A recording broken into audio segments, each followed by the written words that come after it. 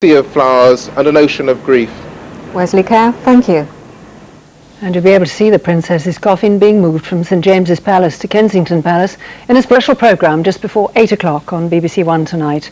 Tomorrow there'll be full BBC coverage of the funeral of Diana, Princess of Wales, starting at 6 a.m. on BBC One.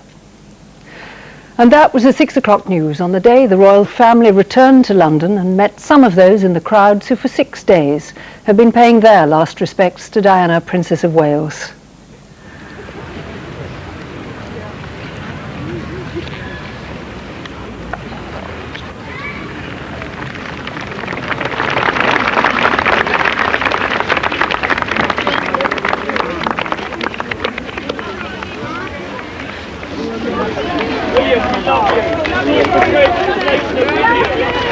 God bless you.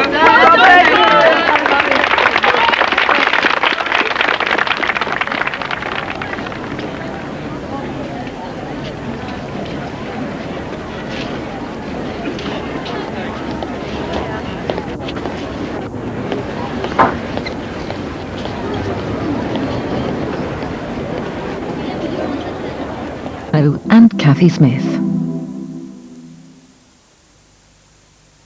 I want to pay tribute to Diana myself. She was an exceptional and gifted human being. In good times and bad, she never lost her capacity to smile and laugh, nor to inspire others with her warmth and kindness. I admired and respected her for her energy and commitment to others.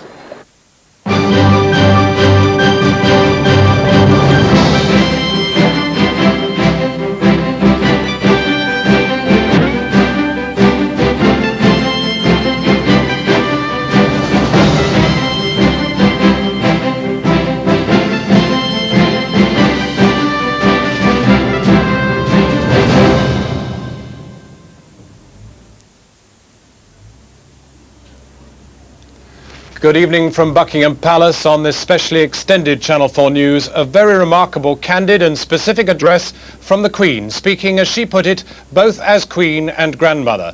In a dramatic break with protocol and tradition, she spoke live on every television channel an hour ago and paid wholehearted tribute to Diana. She also thanked the nation for its outpouring of grief and tribute and spoke of comforting her two grandsons.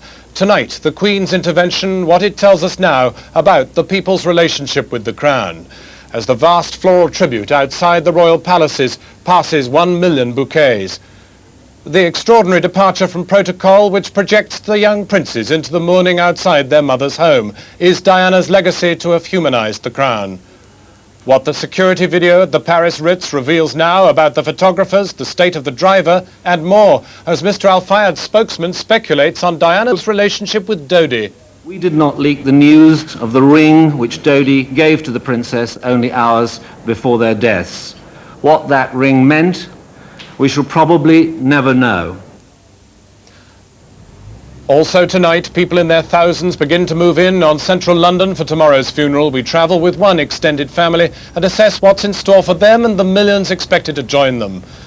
And from the murkier streets of London, amid the red lights and the drugs, the homeless and their thoughts on Diana. Twice, and you couldn't meet a better person, you know, she was just fantastic. And the other news headlines tonight. As we go on air, we're getting news of another dramatic development. It's been confirmed to Channel 4 News by her son in Calcutta that Mother Teresa has died. Mother Teresa devoted her life to helping the world's poor and dispossessed. Thousands of Catholics have joined in prayer for her memory.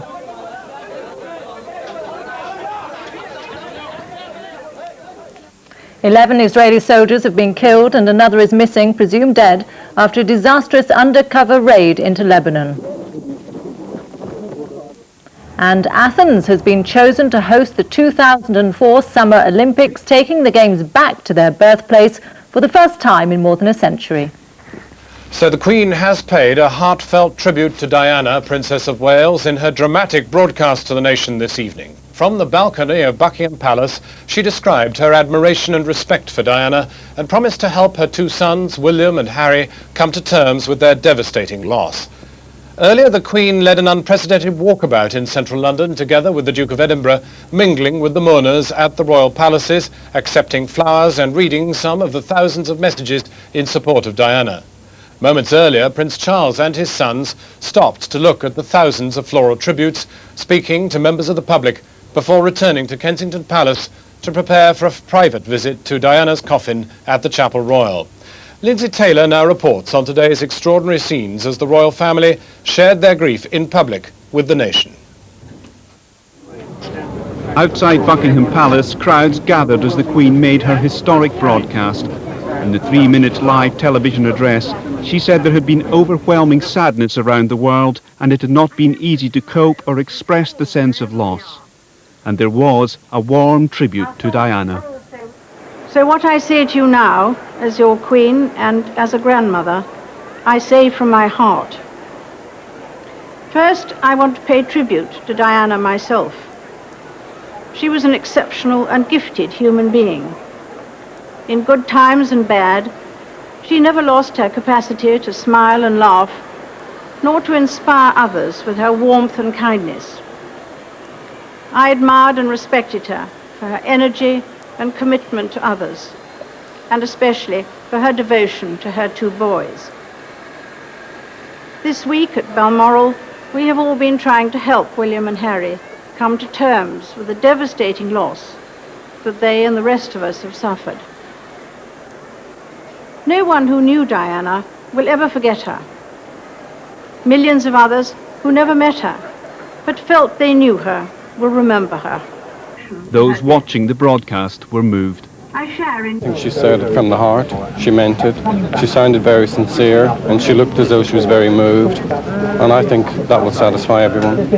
I think she made up for the silence since the accident. I thought she said everything she should have said. Can't think of anything that she left out at all. I think it's completely appropriate. The tone for the Queen's address was set this morning as the royal family left Balmoral, Prince Charles at the wheel, Prince William and Harry sitting with their cousin Peter Phillips in the rear. Later, the Queen, accompanied by Princess Margaret, left the castle with Prince Philip at the wheel for the drive to Aberdeen Airport. At the airport, the Prince of Wales and his 2 sons boarded their flight. The Queen gave special permission for them to travel together. Normally, they would be required to fly separately. After arriving at RAF Northolt, Prince Charles took Princes William and Harry straight to Kensington Palace, their mother's home. They saw for themselves the ocean of flowers in her memory.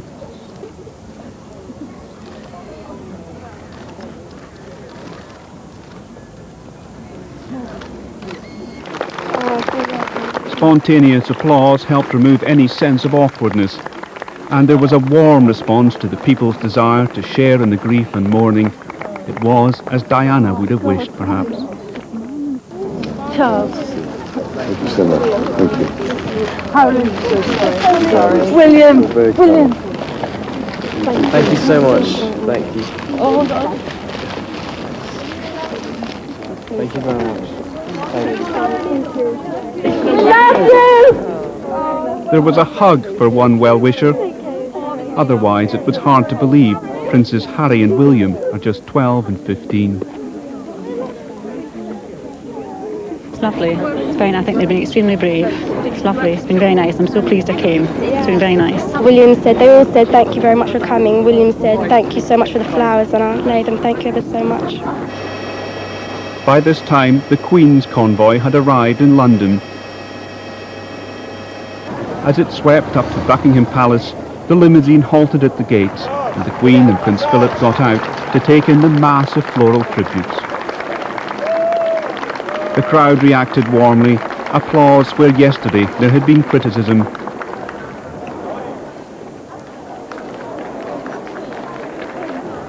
The Queen and Prince Philip accepted bouquets and chatted to people in the crowd. They were said to be visibly moved by the tributes to Diana that engulfed them. Above the palace, the royal standard was raised, Tomorrow the Union flag will fly at half-mast for the funeral. Afterwards, the Queen went to St James's Palace, where Diana's body has lain before the altar. Inside, she toured the areas where the books of condolence have been signed by so many people who've queued for so long. Then another walkabout into the crowd. Again, the tone was informal, despite the solemnity of the occasion. It was, some observed, reminiscent of the relaxed style of Diana. I'm pleased that she came, and she looked so sad. She looked so frail and sad, and it was just nice that she showed her feelings at last. I think she should have been before, but I'm glad she came. She's our mother, if you like, and we were mourning without her, and now she's mourning with us. I hope that tomorrow we can all, wherever we are, join in expressing our grief at Diana's loss and gratitude for her all-too-short life. It is a chance to show to the whole world the British nation united in grief and respect. May those who died rest in peace, and may we, each and every one of us, thank God for someone who made many, many people happy. That report from Lindsay Taylor, and just to say we're on the air on Channel 4 until 8:30 to cover the departure from Kensington Palace of Diana's coffin through to her home at Kensington Palace. So the question now is, has the royal family been forced into a display of unseemly public emotion, or was it only right that the head of state should express some public demonstration of respect for a former member of the family who was so clearly held in such high esteem by the public? To discuss that, I'm joined here by the eminent historian Andrew Roberts and the independent columnist Polly Toynbee, and in our London studio is Ronald Allison, a former press secretary to the Queen. Ronald Allison, this in your time at the palace would have been unthinkable because it would have broken with protocol. Well, going back to my time, as you put it, which was 20 years ago, there were changes being made in protocol all the time, and thinking back to some of the royal occasions in which I was involved, we did do certain things for the first time. But you used two words there in this introduction, talking about the palace being forced and wondering whether this was unseemly. Well, the palace hasn't been forced into anything. It has certainly responded to what was quite clearly the wishes of the public, and there was nothing at all unseemly about what took place this afternoon. Polly Toynbee, your reaction to what the Queen said and how she said it? I think it was absolutely perfectly judged. It was perfectly scripted. It said everything that she needed to say, but of course it's a pity she didn't say it on Sunday or possibly on Monday. It's a pity that people had to call for it in order for her to say that. I think we have yet to see whether people who adored Diana really think it was genuine and sincere, or whether they remember quite how bitterly the Queen felt about Diana's Panorama interview when she called her this impossible girl, and whether somehow all of that will be now forgotten and forgiven, or whether people remember that there really was a genuine rift. Andrew Roberts, the calls on the palace were unprecedented. They came from the Times, they came from people standing on the streets. What's your reaction to the way in which this has all happened? I think they came more from the media than from the people on the streets, in fact.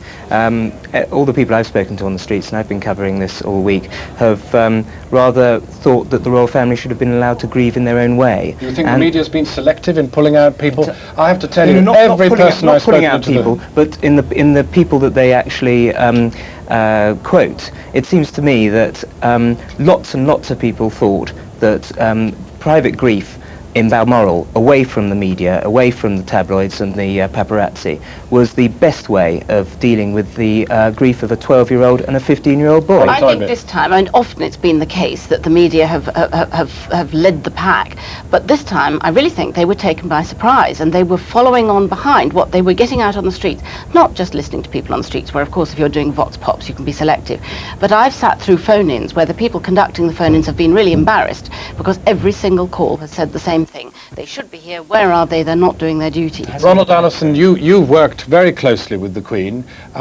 Would Her Majesty have written this herself, or is it the product of a collective action?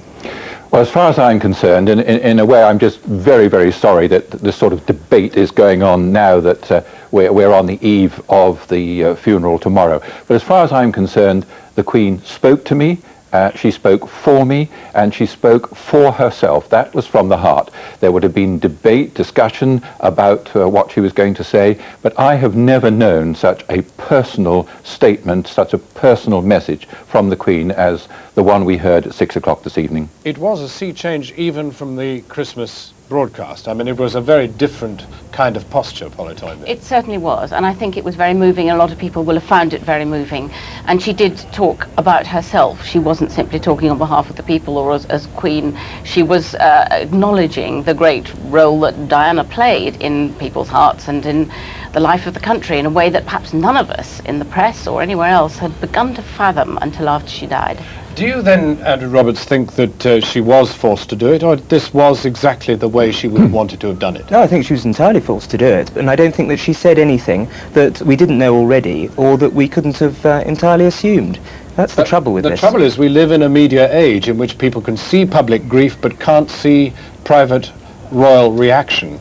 And unfortunately, is it not a fact of modern history that global telecommunications somehow have to be serviced with a response? It's a terrible thing to say, but it can't have one side of the equation or it ends up unbalanced. Well, I think there is a massive imbalance between the power of the media and the dignity of the Crown, and it's a balance that needs to be severely replaced. Severely replaced in the interests of the Crown, not the media. Well, what do you think the interests of the Crown result from this, in fact? Well, if there is a massive, as there clearly will be, massive outpouring of national sympathy for Prince William and Prince Harry, but specifically Prince William, a future king, then it could, if anything, strengthen the monarchy. But the immediate future king is Charles. Yes, exactly, and he'll be a very great king. I think that his contribution to public life is massive. I think people will come to appreciate it as well. Polly Toynbee, you think that the Crown will be enhanced by this? It's very difficult to tell. We're in the middle of such a febrile and volatile mood that you feel that the smallest things that one can't predict can swing people's opinion violently in one way or the other. Certainly what we saw this week was a resentment against the House of Windsor, which may have completely evaporated in the catharsis of tomorrow's funeral, but we don't know. My hunch is that a lot of that will remain. Ronald Allison, there was so much about the way Diana was with people that was expressed today, both by the boys out in the crowd and by the Queen herself standing with her own subjects over her shoulder in what was clearly a very well produced presentation. Yes, indeed. I mean, watching what took place this afternoon outside Kensington Palace, and I was commentating on it, I used the phrase at one stage that I was just so proud of the two boys for the way in which they were conducting themselves. And then later on, I mean, it was just coming in on us in wave after wave after wave who these two boys' mother had been. I mean, there was so much about the style of Diana, Princess of Wales, about the two boys, but it wasn't they weren't acting. Don't let anybody think anybody was acting. That was real, and it was very, very touching, very, very moving indeed. And the Queen and Prince Philip, well, they did the same thing in their particular style, and as you said, the setting for the Queen's message with the crowd behind her, putting the Queen in amongst her people, was absolutely appropriate. Ronald Allison for the moment, and Andrew Roberts and Polly Toynbee for the moment. Thank you very much. Dramatic evidence about the final hours of the Princess of Wales and Dodi Al-Fayed has been made public by Mohammed Al-Fayed, Dodi's father. Security camera footage from the Ritz Hotel in Paris last Saturday night shows the couple arriving for dinner surrounded by photographers. A spokesman for Mohammed Al-Fayed said that the footage showed the driver of their car wasn't drunk. And in France it's been reported that the family of Princess Diana has filed a civil suit in connection with the investigation into her death. Ian Ross reports now on the details of the evidence captured by the Ritz Hotel's security camera. Harrods public relations man chaired the news conference because he said Mohammed Al-Fayed was not up to it. With him was a professor of forensic medicine who'd been in Paris for the last 2 days at the request of Al-Fayed, and also the head of Al-Fayed's close protection team, who was to describe edited material from the security cameras in the Ritz Hotel in Paris. An emotional Mr. Cole took some time to turn to the events of last weekend and what he called unfounded allegations, in particular about the driver of the car, Henri Paul. Mr. Mohammed Al-Fayed would give away this store and his hotel if it would bring back Diana and Dodi. We condemn drink driving in the strongest possible terms. I have not come here to defend the indefensible. Henri Paul did not have any appearance of being overexcited and drunk as a pig, a quotation which incidentally appears again in the Evening Standard this evening. That quote has appeared in newspapers all over the world. You will see the evidence for yourself. If Monsieur Paul was culpable, then he deserves to be condemned, and Mr. Al-Fayed would be the first to do so. But we owe it to everyone to now examine the evidence which you should see and to hear the testimony of those who have just come back from Paris. One of them being a Mr. Henley Greaves, who talked us through the edited video of the hotel security camera coverage last Saturday night. This was just before 10 p.m. You can see already members of the paparazzi realising that the vehicle's about to arrive are started to converge. You can also see in the far left of the picture the motorcyclists which had followed the convoy already debussing and running over to the position. You can see the Princess and Mr. Dodi are surrounded by paparazzi as they try to make their way into the hotel. We saw some of the last pictures of the Princess coming back into the hotel to avoid the attentions of the photographers, followed by Dodi Al-Fayed. And also shots of the Mercedes driver Henri Paul walking up and down inside the hotel while he waited 2 hours to drive them away after midnight. We were told his gait was steady and his demeanour that of a man who was completely sober. That appeared to be the real message of the news conference, and a forensic expert was brought in to question the alleged finding of the autopsy that a high level of alcohol had been found in the driver's blood. Although a high level of alcohol was reported, it was found in only one blood sample, which was divided into two and examined by two different laboratories. The possibility of contamination of the blood is a real one and must be seriously considered. The last pictures we were shown were of Diana and Dodi leaving the Ritz after midnight by the back door, while at the front, bystanders and the paparazzi waited until told they had left. Well, for reaction in France, in Paris, we're going for the latest information straight to our correspondent Jane Bennett-Powell. Jane, what are the points on the video that attract most attention there? Well, bear in mind that French television will only just now be showing this video to viewers here, and there is still intense interest in everything associated with this affair. I think in the battle for moral supremacy here, the battle between the photographers and the driver and his employers, Al-Fayed and the Ritz, this is yet more ammunition. Henri Paul is shown walking. He's earlier been seen able to park his car perfectly competently. He's walking around. He's not apparently drunk. Of course, it's not sure, given that this is heavily edited material, what has been left out. It does show too, it's not very helpful to say that there are an awful lot of photographers waiting at the front of the hotel, because at 9:50 there weren't that many to be seen. But Diana, it has to be said, is seen coming through into the hotel lobby looking rather tense. And of course she has been followed ever since she touched down from in the Bourget airport that afternoon, 3 o'clock. Let me pick you up on another important development. I gather that the driver, Monsieur Paul, is not going to be buried tomorrow as planned. No, a simple statement has come from his family that the funeral has been postponed. No comment as to why, but it's understood that they want to have another blood test done. They're not at all happy with the suggestion that he was twice over the limit. Very briefly, I gather there is also evidence of another car involved. Yes, it emerged from the lawyer of one of the photographers who gave a press conference this afternoon that the police were looking for a small private car which was ahead of the Mercedes as it approached the underpass just behind me, and that they have traced the car and its owner. That will obviously be very significant in the investigation. Jane Bennett-Powell in Paris, thank you very much. Now, some more of today's other tragic developments. Mother Teresa of Calcutta has died at the age of 87. She had apparently suffered a heart attack. Mother Teresa was regarded almost as a saint by many after a lifetime devoted to helping the sick, the dying and the destitute. Tributes are already pouring in from around the world.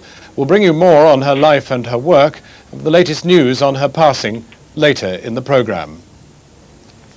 Now, Earl Spencer has announced that his sister Diana will be buried not in her parish church, but on an island in a lake in the grounds of her childhood home at Althorpe. In London and around the country, preparations are underway for tomorrow's funeral service, with thousands already arriving from all over the country. Nicholas Glass reports now on yet another day of extraordinary scenes, with the streets of London paved not in gold, but in carpets of flowers. In the foreground, the great round pond in Kensington Gardens. Beyond it, Kensington Palace itself, and laid before it, a great snowdrift of flowers. There's no way of knowing exactly how many bunches there are. Buckingham Palace estimates perhaps 1 million laid at or near the royal palaces since Sunday. All that we can say for certain is they're being placed wherever there is space, on the grass, pinned to railings, barricades, and left on windowsills. And these fields of flowers are spreading. Florists are running out of stocks, and more blooms are being flown in from Israel.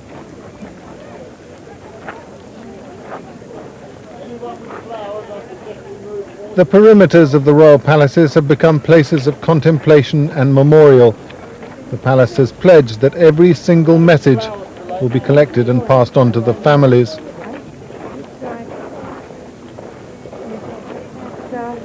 The double-decker buses that carry tourists around London have largely abandoned other routes.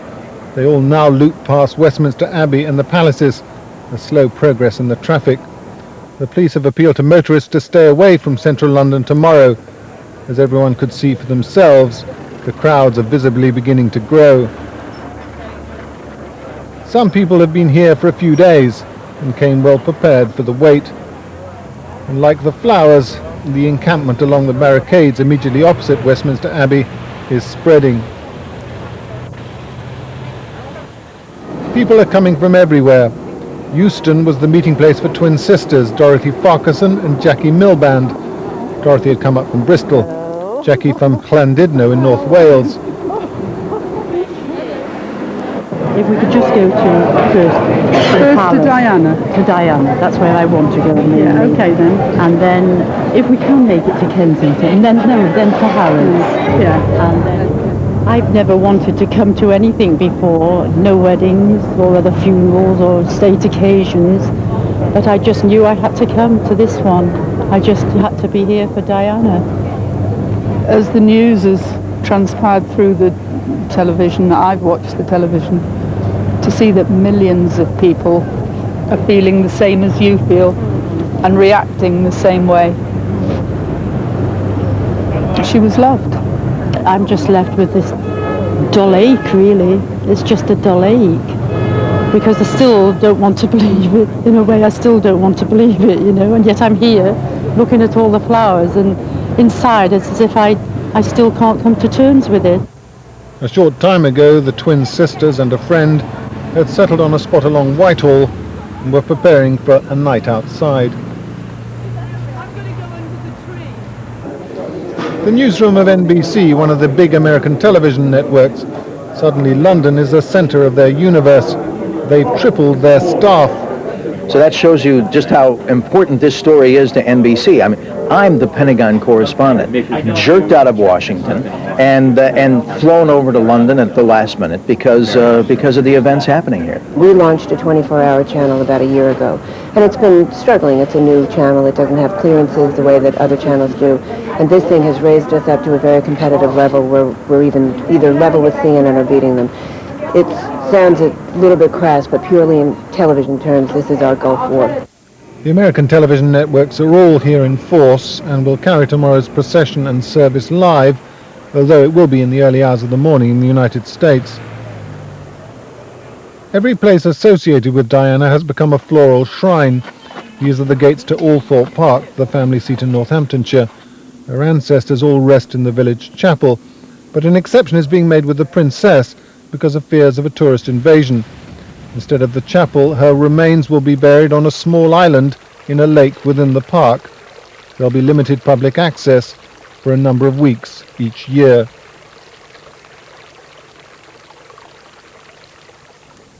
Well, there are a number of movements going on down here at Buckingham Palace. Just to say that we are on this specially extended edition of Channel 4 News to cover the movement of Princess Diana's body from the palace where it's been lying in state, St James's, which is up this way, and then it will go through to Kensington Palace. But there's also anticipated possibly another royal visit to the Chapel Royal before that happens. And Princess Diana is still being honoured around the world, with stars from music and show business remembering her at the prestigious MTV Music Video Awards in America. Leading performers from the Spice Girls to Madonna and Elton John described their own feelings of admiration and loss. Our Washington correspondent David Smith reports now on the continuing tributes as America's First Lady Hillary Clinton prepares to fly to London for tomorrow's funeral. At so many public events in America this week, the common grief has overwhelmed any ceremony. So the MTV Awards show in New York, the place to be for the glitterati of the new music world, became an impromptu memorial for Princess Diana. The Spice Girls, hugely popular on this side of the Atlantic too, immediately making it a tribute to the princess. We'd like to dedicate this award to Princess Diana. It was a great loss for our country. She was a fantastic ambassador for Great Britain. And also, I think what we're really about, what Lady Diana had, she had real girl power. Elton John, appearing here before he flew home to sing at the funeral, announced that proceeds from this gala will now be going to Diana's favourite causes.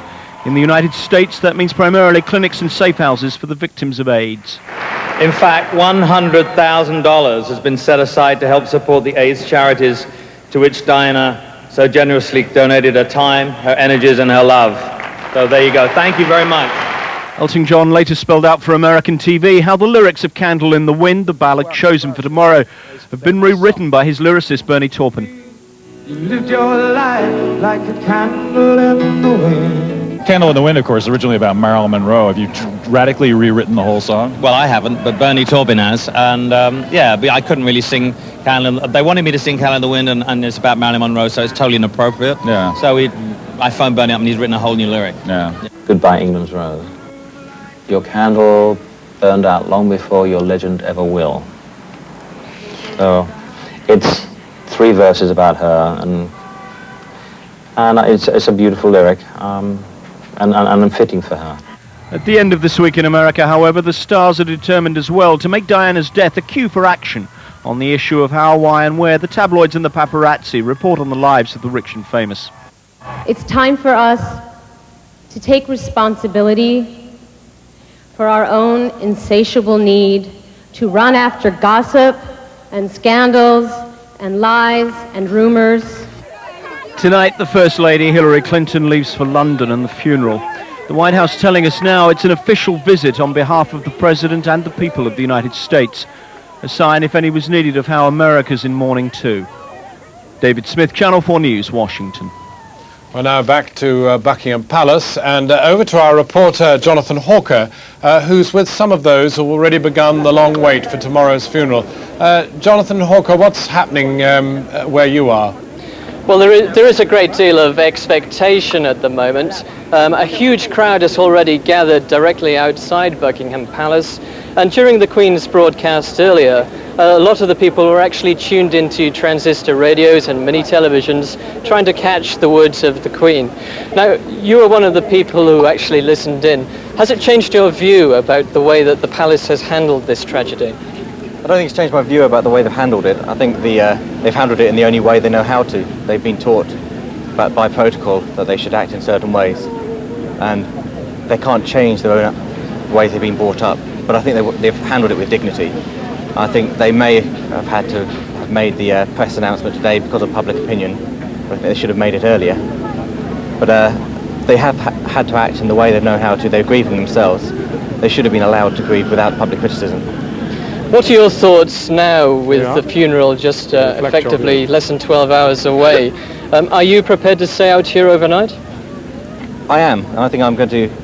It wasn't before, but I think with looking around me, looking at all the millions of people here, there's more impetus to stay here and see this momentous occasion and pay my respects Now, you also heard the speech by the Queen. Yes. Did it change your view?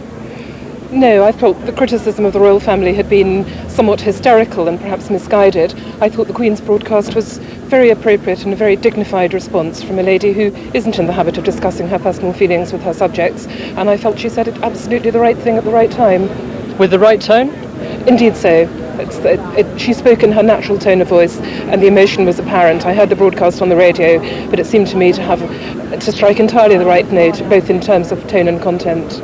And I think that pretty much sums up the feeling down here outside Buckingham Palace. Jonathan Hawker, thank you. You're watching a specially extended edition of Channel 4 News. Our main headlines tonight. The Queen has made a heartfelt public broadcast to the nation, speaking live from the balcony of Buckingham Palace to pay tribute to Princess Diana. She promised to help take care of Diana's two sons, William and Harry, saying she was speaking both as a grandmother and a queen. I want to pay tribute to Diana myself. She was an exceptional and gifted human being.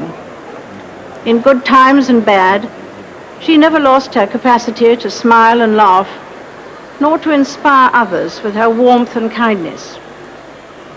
I admired and respected her for her energy and commitment to others, and especially for her devotion to her two boys. Also tonight, the day's other dramatic news. It's been confirmed in Calcutta tonight that Mother Teresa has died. She devoted her life to helping the poor and dispossessed and will be mourned around the world.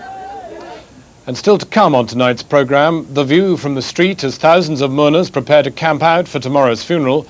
We talk to Londoners who sleep rough all the time about what Princess Diana meant to them. But first, with the day's other main developments, here is Kathy Smith. Mother Teresa, the Catholic nun who dedicated her life to caring for the poor and dispossessed in India, has died in hospital in Calcutta. She was 87 and had suffered bouts of illness over the past 2 years. Mother Teresa, who was born to Albanian parents in Skopje, won the Nobel Peace Prize in 1979 for her work in India. Stephen Smith looks at the life and achievements of a remarkable woman. To many, she was as good as canonized in life. Even her critics couldn't deny the power contained in her frail body. She survived 2 heart attacks and lived thanks to a pacemaker. It's this image of her that stayed to the last, caring for the dying in her hospices, the champion of the most underprivileged people in the world. Teresa was a very remarkable woman, and almost universally she's acclaimed as somebody who was very special. Her work with the poor has struck the imaginations of millions of people throughout the world. This film, broadcast in 1969, made the Albanian nun famous. The broadcaster, Malcolm Muggeridge, said the weeks he spent with Mother Teresa converted him to Catholicism. By then, her order of nuns, the Missionaries of Charity, had been working in Calcutta for 20 years. The charity now runs more than 500 homes in 80 cities, caring for some 7,000 children. With her fame came a wave of invitations from political leaders across the globe. Ronald Reagan invited her to the United States, and the Queen visited her in India, awarding her the Order of Merit. But it was when she won the Nobel Peace Prize in 1979 that controversy first surrounded her. She used her acceptance speech to condemn abortion and contraception.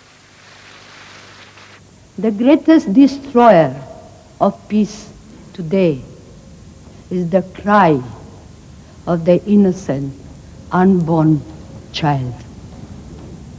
If a mother can murder her own child in her own womb, what is left for you and for me to kill each other? A Channel 4 documentary also highlighted more recent criticism. It pointed to her links with less savoury political leaders, including baby Doc Duvalier, the former dictator of Haiti.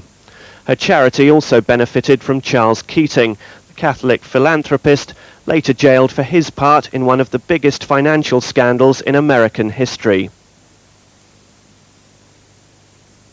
Mother Teresa was also criticised in some quarters after the disastrous 1984 Bhopal incident, when a chemical spill from the Union Carbide plant killed 2,500 people and poisoned thousands more. This was her appeal to those who were suffering. Forgive. Forgive. Many in the West, including the late Princess of Wales, credited Mother Teresa as an inspiration. Only last weekend, a clearly ailing nun repaid that compliment. She had great love for the poor.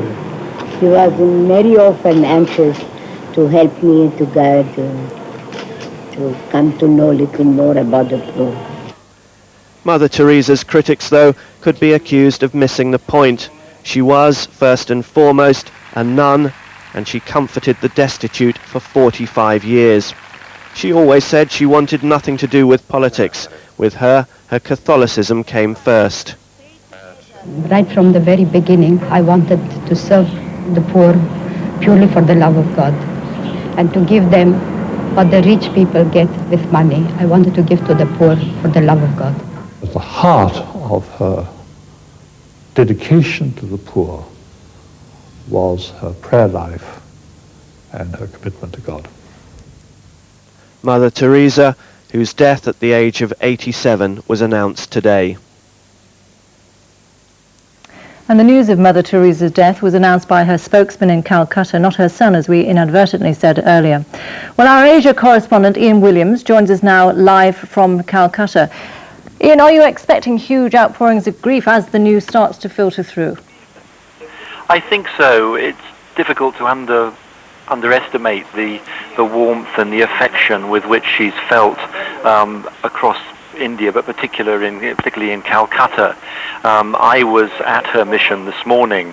I went to the Mass, which was well attended by her nuns, and outside of which there was a large birthday card which had been signed by hundreds who have been to see her in recent days and recent weeks.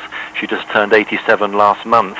There was also a large blackboard outside the room there announcing prayers for Princess Diana, who she had met on several occasions. She looked weak, she looked frail, she was in her wheelchair at the back of the Mass.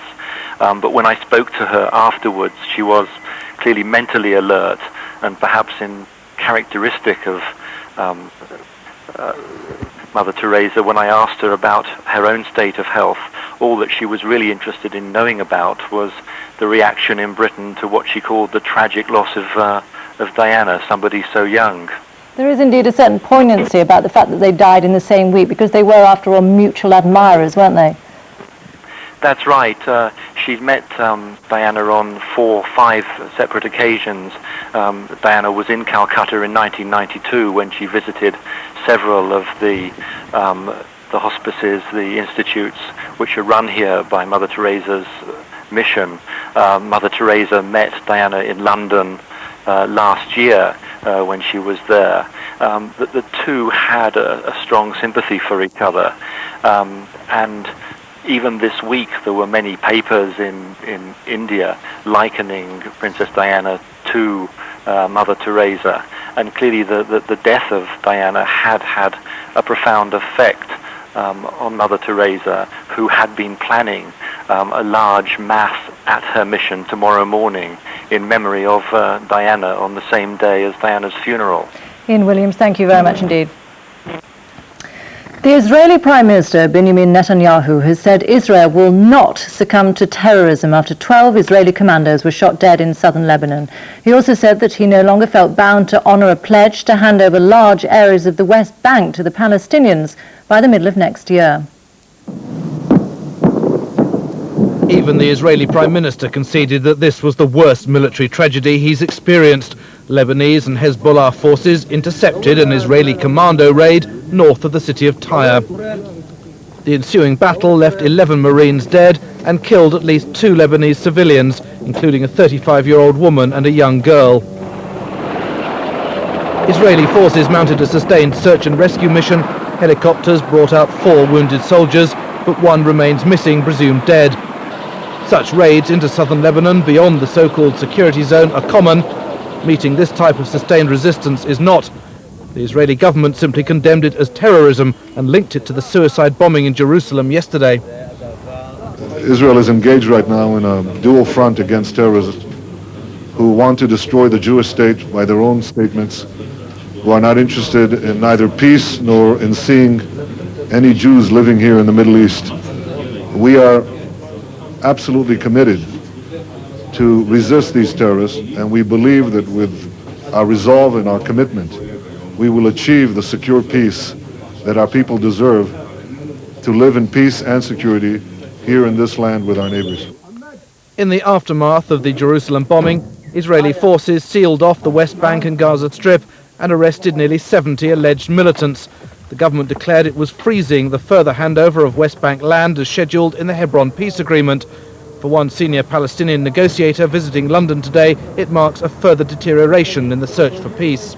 Well, this is a standard pretext by Mr. Netanyahu. I mean, even if he has brought absolute evidence that something had absolutely no relationship with us, he will still blame Mr. Arafat.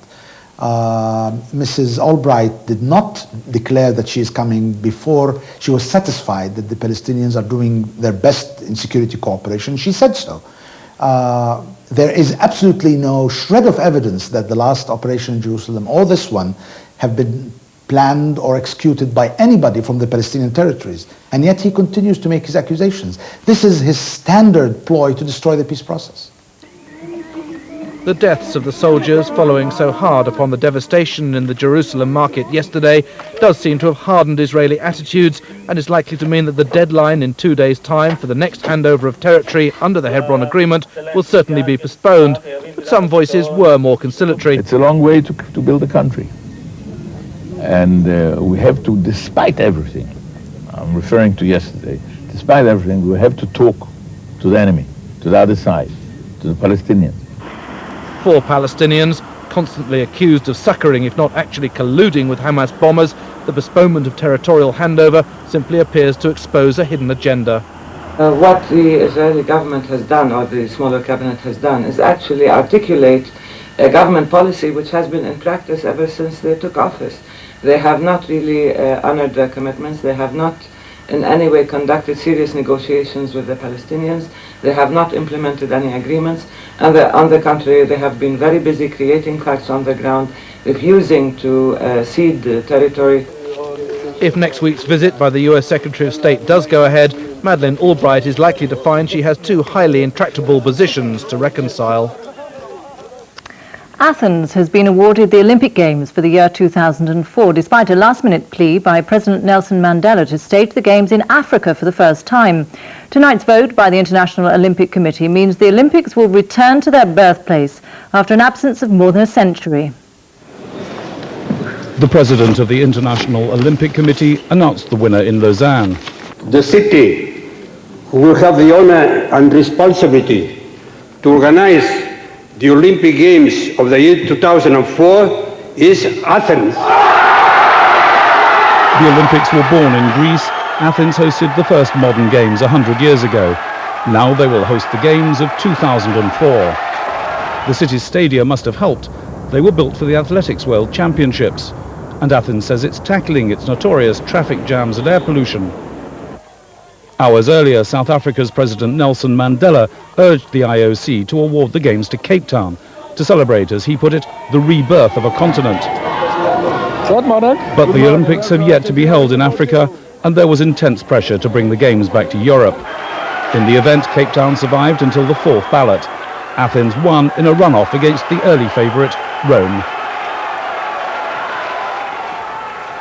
More than 30 people have been killed in Paraguay when a stadium collapsed during a political rally. At least 100 other people were hurt, and rescue workers are still searching for survivors.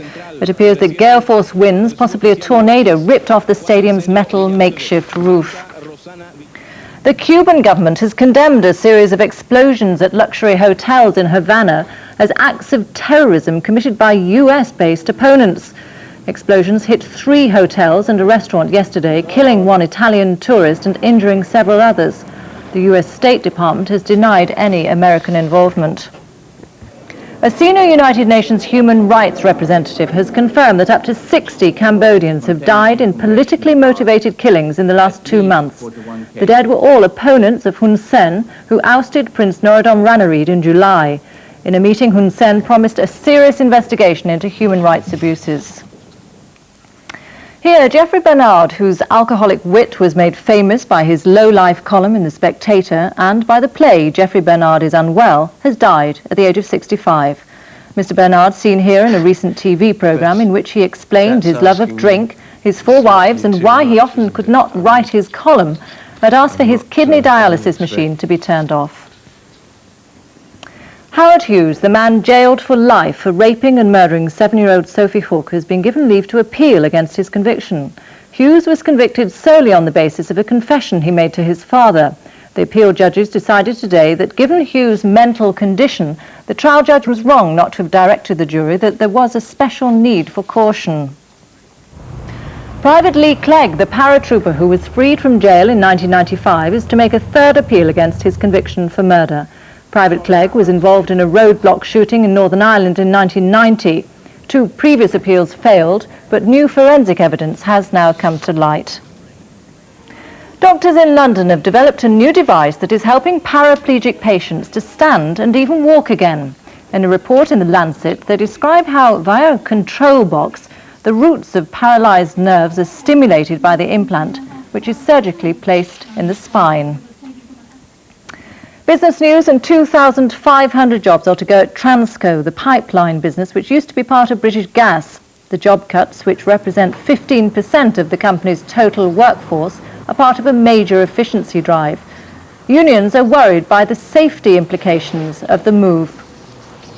There's a certain amount of cover that's required. I mean, everybody knows, sadly through events, that gas is it can be a dangerous source of energy supply, and there has to be vigilance as far as regulation concerns on safety, and there has to be staff in place to make sure that safety is controlled. In the city, share prices initially rose strongly, but a weak performance on Wall Street discouraged traders here, and the index of 100 leading shares finished the day 3 points higher. The pound fell by 1 3/4 pfennigs against the German mark, but it rose by just over ½ cent against the dollar.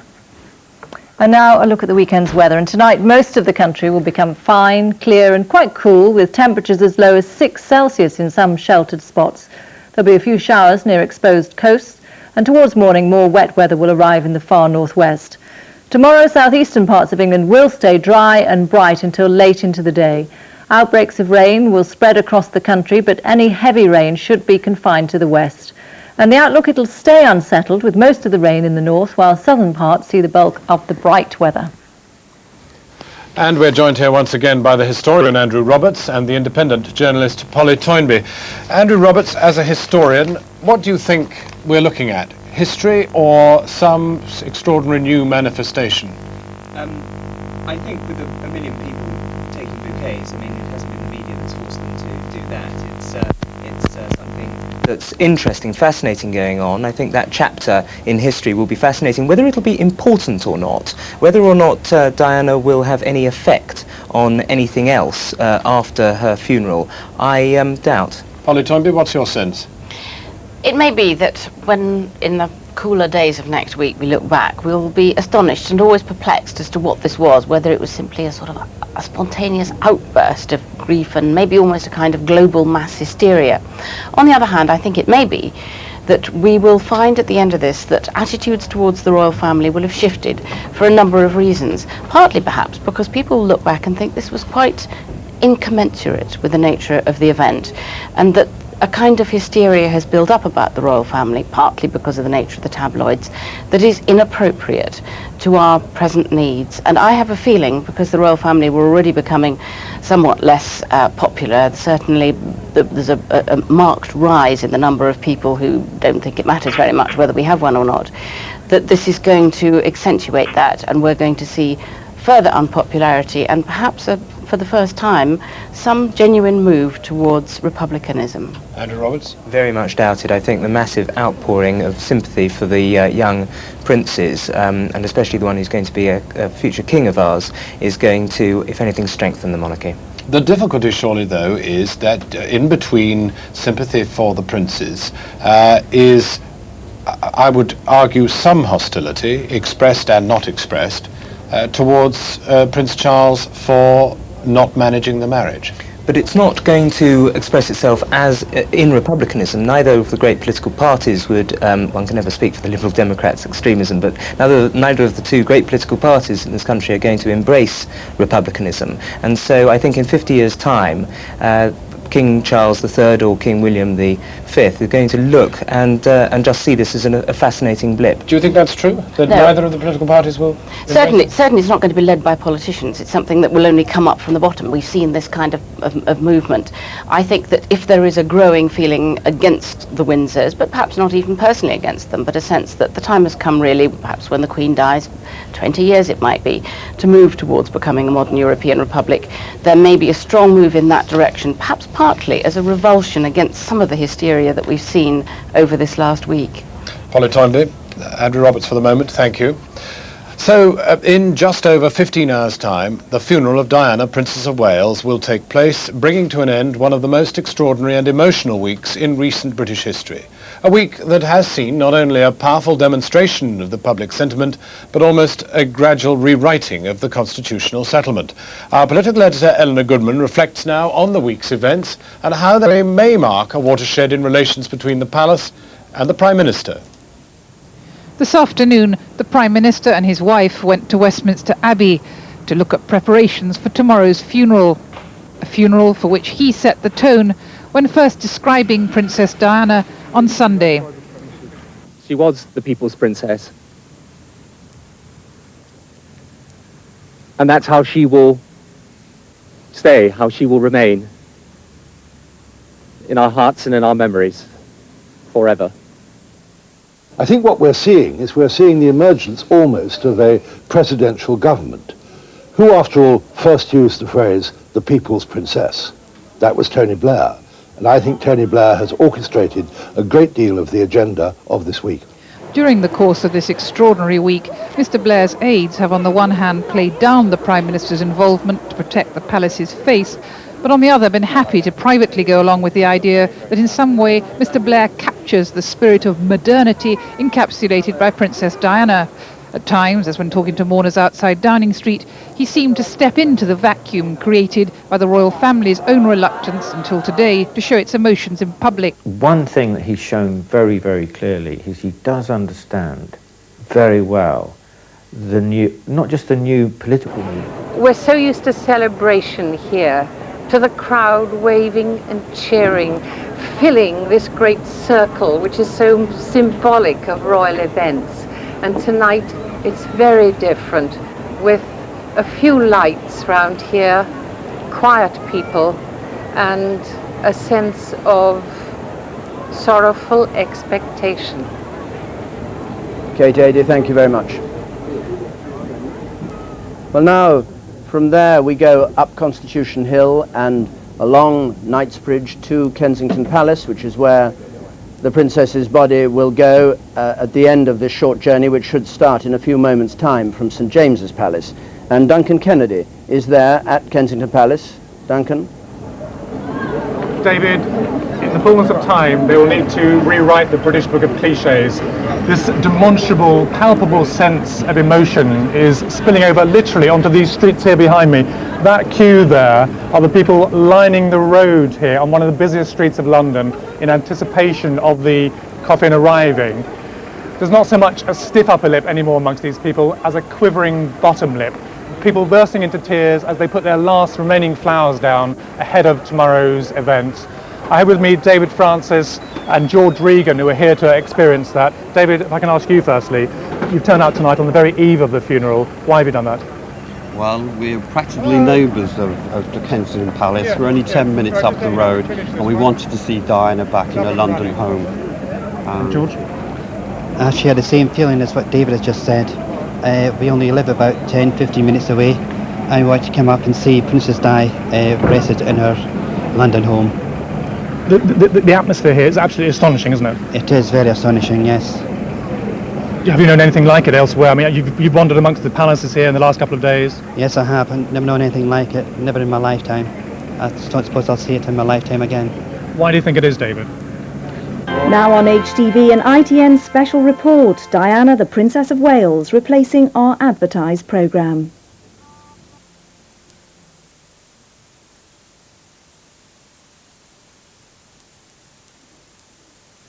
We apologise we're unable to bring you this.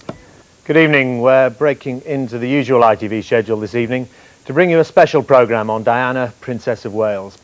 Within the next few minutes, a hearse is expected to carry her body from its resting place at the Chapel Royal in St James's Palace to her home at Kensington Palace. It's from there it will depart in the morning for the funeral at Westminster Abbey. This is the scene at St James's Palace now. We understand that Prince Charles and Diana's two sons, the Princes William and Harry, have this evening been to the Chapel Royal to pay their last respects.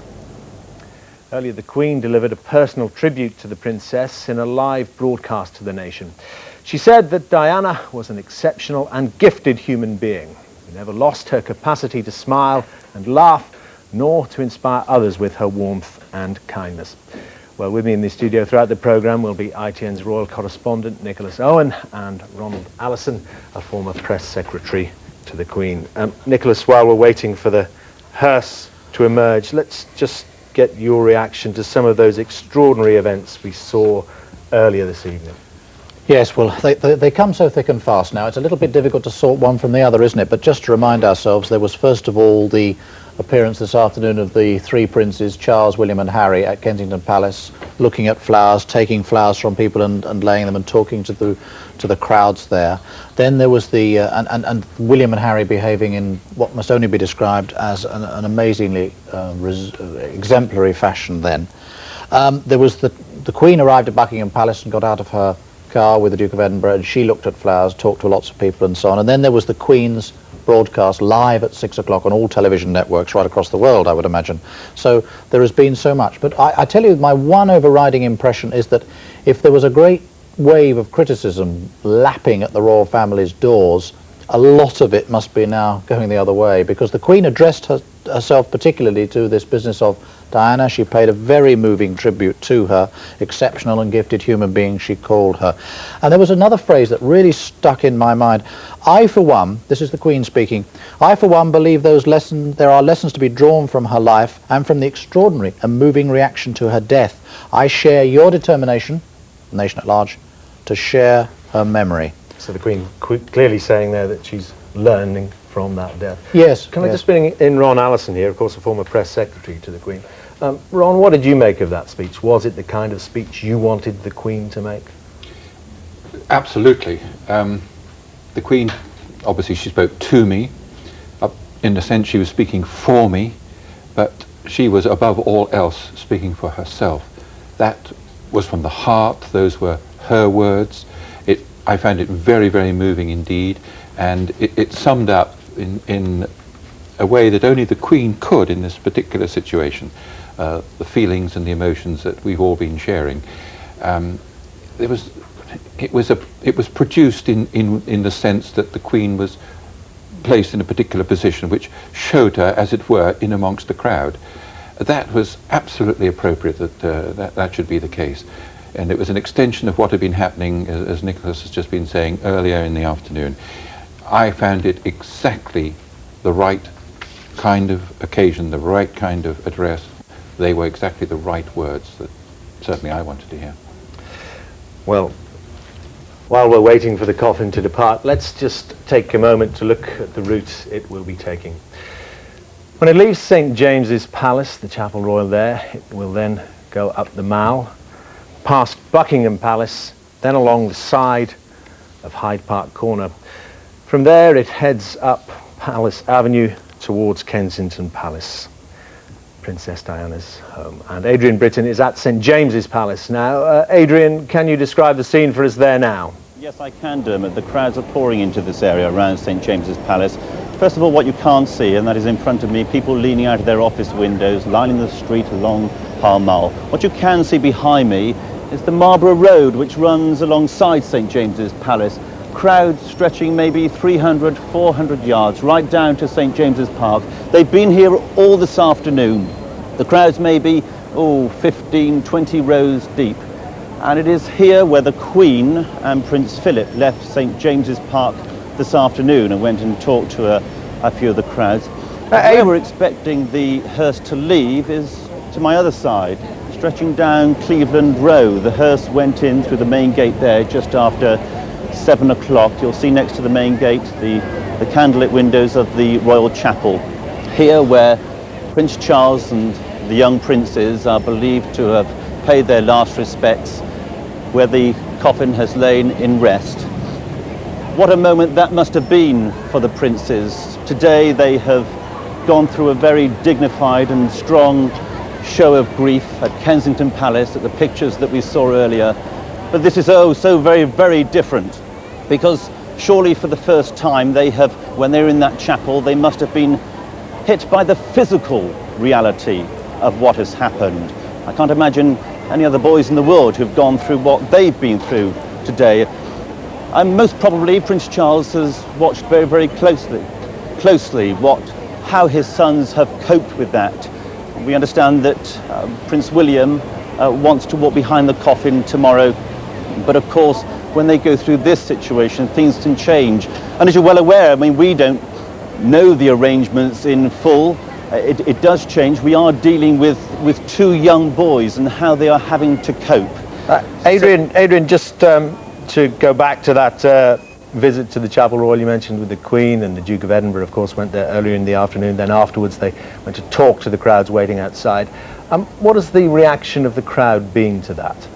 Virtually universal. I was huddled down in the crowd behind me with a radio, listening to the broadcast, and the reaction has been one of the same. Let me just go through. Virtually everybody felt that the Queen was it was a very, very heartwarming message. They said that she obviously feels saddened by this. I was talking to a mother and daughter, and they said, well, basically, she sounded human. She sounded as though she really cared, that she spoke from the heart. And perhaps more poignantly, I think she said, well, she really has spoken for every one of us today. Now, there were a couple of people who said, well, maybe the broadcast was slightly short, maybe it did come too late, but this isn't the time now to go over old criticisms. They were virtually united in their beliefs, and they all said that it did show that she cared and that she did have a human side. Adrian, thank you very much indeed. Well, let's go now to Kensington Palace. Mark Webster is there. Kensington Palace, of course, where this afternoon Prince Charles and the Princes William and Harry talked to the crowds, accepted flowers, hugged people, shook hands there. Mark, what is the mood there now? Well, there are similar scenes here. There are literally thousands and thousands of people who turned up, a little gentle evening rain falling. You can see off in the background there some of the candles that are still burning that were lit earlier. There are thousands and thousands of bouquets of flowers which have been left there in tribute to Diana. Off in the distance, perhaps very dark now, is Kensington Palace, where, of course, after this part of a slow and sad journey, her body will actually spend there tonight. Now, having talked to a number of people, they're very much thinking the same way as Adrian was just saying about the Queen's broadcast. What they say frequently is that they desperately want, after the acrimony and the accusations and counter-accusations since these tragic deaths, that there should be a period of harmony, so that everybody, the millions who watch at home, the millions who will be in London here tomorrow, will be able to show the sort of harmony that will follow the tragic death of Diana. And Mark, as I was saying there, this is, of course, where earlier in the day Prince Charles and the Princes William and Harry talked to people there. We heard people shouting, "William, we love you," "Charles, we love you." There were tears, there were hugs. What effect has that had on people there? It's been profoundly important. What's so fascinating about here, given the huge number of people, is the relative silence. There's nothing really but the distant echo of a million sighs that have been uttered here over the past week. People walk around, but they do, rather as the Queen said, they want to breathe And they also want to show their respect for an extraordinary woman and the other two who died, of course, in that accident. And that is very much the mood. Well, Mark, Kensington Palace is, of course, tonight where the Princess ends her journey, but it is, of course, the starting point of the funeral tomorrow. Are people already taking their places there? They certainly are. Despite the rain, despite the inclement conditions, they're already lining up. And any number of people have come up to me and said, you know, where can I get a view? Where can I pay my last respects? Because they are very, very anxious to share in this extraordinary national expression of grief. And as I say, any number of them will be here tonight, and I think all over the streets of London, awaiting tomorrow morning. And as I say, the last sad and slow procession from here tomorrow. Okay, Mark, thank you very much indeed. Let's just take a quick look now at some of the main points along tonight's route. Cross first to about the midpoint of the route at Hyde Park Corner. As you can see there, normal London traffic at the moment. That, of course, will be cleared as the Princess's hearse comes through. The crowds gathering, just see them in the bottom corner of our picture. A little light drizzle falling, a few umbrellas there. These are more scenes just a bit further along from Hyde Park Corner now, moving along Knightsbridge. And there we are, I think, back at the junction of Knightsbridge with, that's just coming down from Hyde Park Corner. So Nick Owen is with me in the studio. Nick, one thing that strikes you there is the stillness amongst the crowd there, the silence. That's been such a feature of this thing, hasn't it? When the Queen was there today and when the Prince Charles and his sons went along, that silence changing into bursts of applause. We keep talking about this rather strange phenomenon, really, but, you know, keep coming back to the phrase that was used right at the beginning. This is going to be a unique funeral for a unique person, and frankly, everything that's happened has been unusual and highly unpredictable. I could pick up one point that Adrian Britton was making about the young princes walking behind the coffin. William has expressed a wish to do so. I would judge from what we saw of him today that he will be doing that. He's obviously gearing himself up to do it, determined to do it. I think Harry will do it. I think the Prince of Wales will be there. But it is our understanding that it won't be the whole route. They will join it at join the funeral procession at St James's Palace. I suppose that makes it about the last third of the journey. Right, which was, of course, where the funeral procession was originally meant to start. That would have been the whole. That's quite correct, yes. So I think that will be a sensible thing. But the same thing is being said all the time. The decision is for them to make on the day. Nick, let's just remind people of why we're on the air tonight. We're expecting the removal of the Princess of Wales' coffin from the Chapel Royal there at St James's Palace. There are live shots of the scene. We are expecting her coffin to be removed any time now, taken on this shortish journey through London to her home at Kensington Palace. Ronald Allison, the Queen's former press secretary, is with us here in the studio as well. Ronald, one is put in mind of the last time we saw the Princess of Wales' coffin, which of course those awful, awful scenes on Sunday night. Yes, I mean, so much has happened in the intervening days, and there's still this feeling amongst so many people of shock and of numbness, but I think the expressions of the grief that have been possible by so many people during the week, well, they've been obviously very, very moving indeed, but they've been of a great relief to very many people as well. Why have so many people done what they've done this week? People feel that I must do something. I've got to express my grief. I can't just stay at home. I've got the opportunity to go to one of the palaces, and it has been quite remarkable. And I think that what happened this afternoon at Kensington Palace, as far as the two young princes are concerned, Prince William and Prince Harry, I think if they do walk in the procession tomorrow, it will be very largely because they feel we can cope with this. The people do love us. If they've been influenced at all by some of the midweek reaction, anyway, as it was reported, I think now they will be feeling it will be all right. It would be only, well, it would have been unnatural if they hadn't perhaps been a bit apprehensive and as to how they themselves would feel about it all.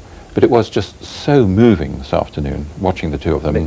Picking up on some of those points, just remembering back, just 5 days to that Sunday night as we sat here and watched the hearse coming back, watched the coffin coming back from Paris on that sad journey.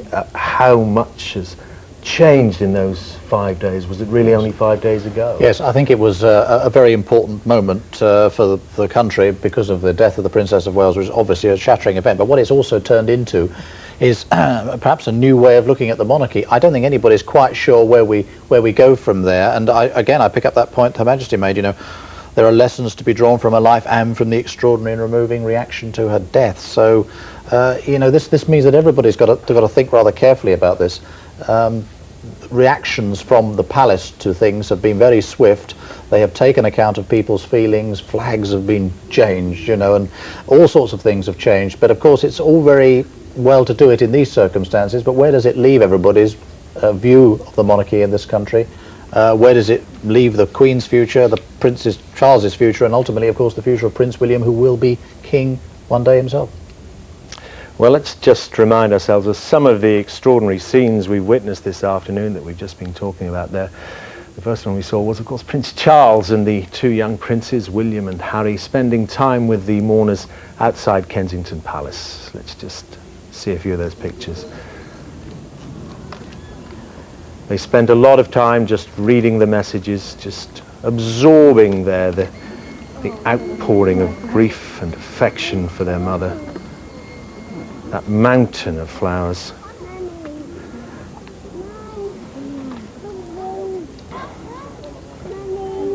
Then they went to talk to some people in the crowd. Charles. Shut up. Charles. Thank you so much. Thank you. William.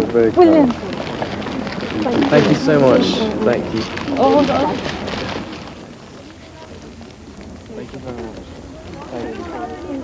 Everyone, of course, struck by how assured and self-confident the young princes were, and of course the resemblance of Prince William especially to his mother.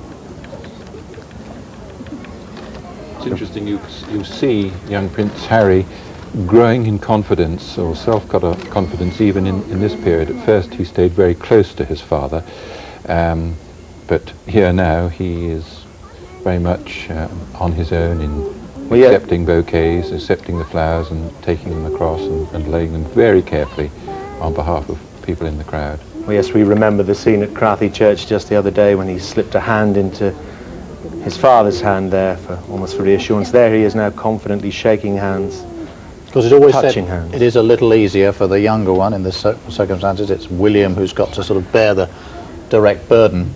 That shot we just saw was very interesting. The way that the boys had almost become detached from their father there, were confident enough to chat with people in the crowd. I think this is quite remarkable. Now we are going straight to St James's Palace, where we believe the coffin is being removed.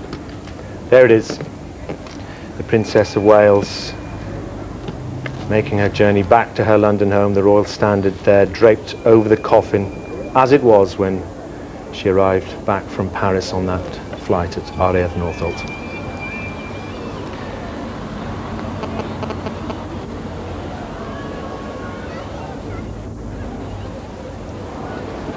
Just left the Chapel Royal now, heading towards the Mall.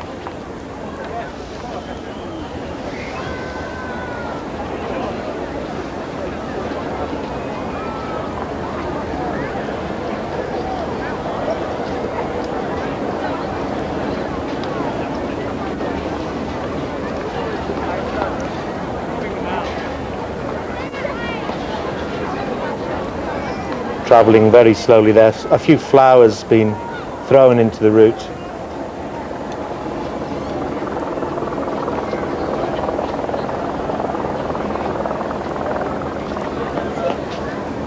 As we keep saying, a foretaste, a preview, if you like, of what is to happen tomorrow on an even grander scale and sadder scale. Of course, no ceremonial tonight.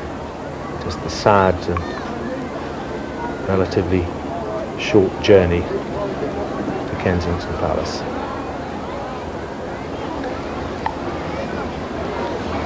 spray there, I think of white lilies poignantly perched on the coffin.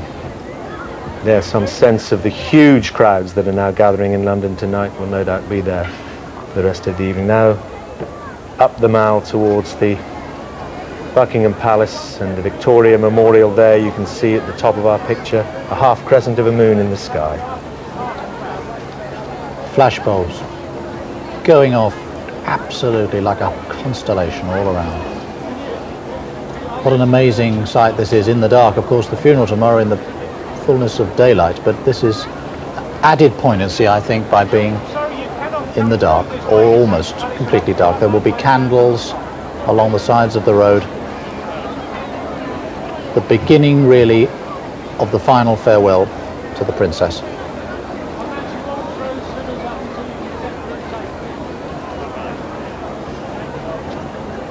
Approaching now Buckingham Palace. Move forward a bit so we can get people through. Thank you very much.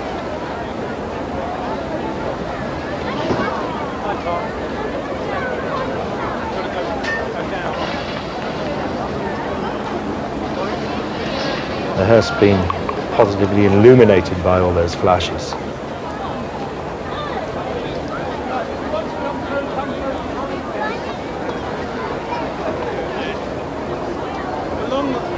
Turning now by the Queen Victoria Memorial.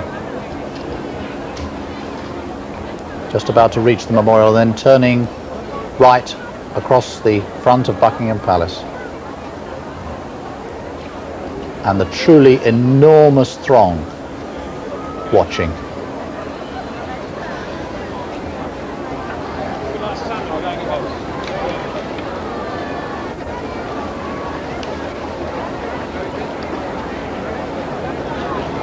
Moving, I would say, Dermot, at about 10, 15 miles an hour, something of that sort. Nothing more than that, yes.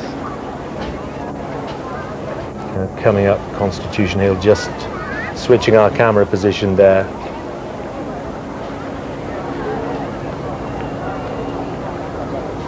And the long hall up to Hyde Park Corner.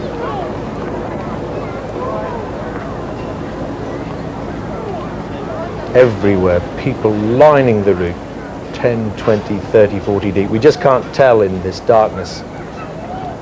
I doubt very much, Nick, if any of them are going to move tonight. No, this is, as we should stress, the movement of the body of the Princess of Wales from St James's Palace to Kensington Palace, her London home. It's following at the moment the route that the funeral will take in the other direction tomorrow, but it won't stay on that route always. There will be a change after Hyde Park Corner.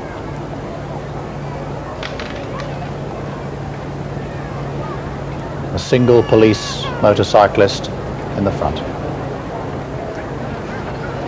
Nick, you say it's almost that route in reverse. Where exactly does it deviate from tomorrow's processional route? Or when it reaches Hyde Park Corner, which it's about to do in another minute or so, instead of going into Hyde Park itself through the ornamental Queen Mother gates into the carriage road, as it's called, on the south side of Hyde Park, it will stick to the main highway, in other words, turning into Knightsbridge, crossing. I would imagine it will go straight across Hyde Park Corner, where no other traffic is ever allowed, and then into Knightsbridge, and then head down into what is Kensington Road, and straight towards the palace. As I say, tomorrow morning the route will be a little bit out of the way from that. It'll be along the carriageway in the park. So just getting to the top of Constitution Hill now. Here's our camera at Hyde Park Corner. The hearse expected to appear at any moment now. The blue flashing lights there holding back the tide of London's traffic. Not one single motorist in London tonight will mind being held up for this.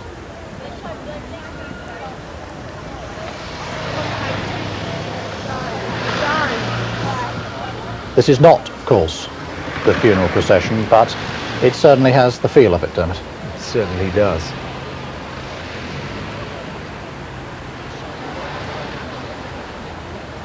It's amazing that if you drive up Constitution Hill yourself, or you're in a taxi, Doesn't take very long, but this procession is just taking its steady time. There we are. You can see the Hyde Park corner there, the Wellington Arch.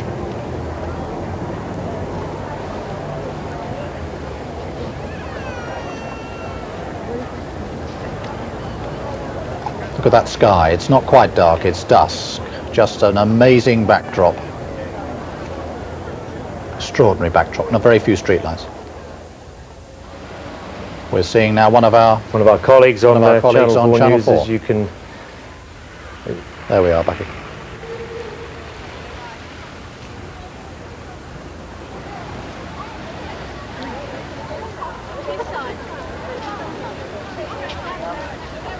This is still Hyde Park corner. Here comes the lone police outrider now with his blue flashing lights on. That's in the advance guard. Here comes the actual, yes. Yeah.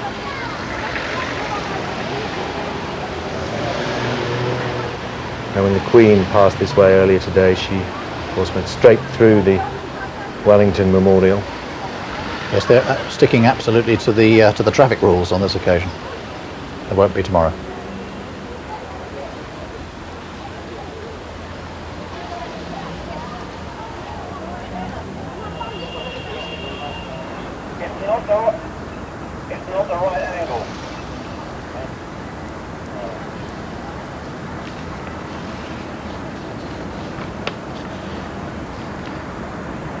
The hearse containing the coffin of the Princess of Wales turning there into Knightsbridge on its way to Kensington Palace, where the Princess of Wales will rest tonight before the funeral begins tomorrow.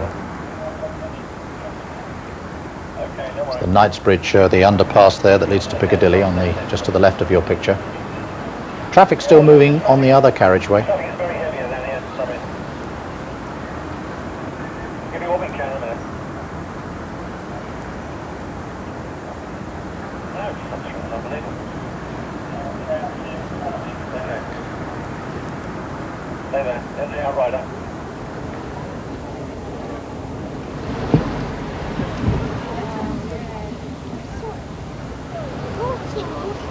Some of those scenes in the crowd, Nick, speaking for themselves. Yes.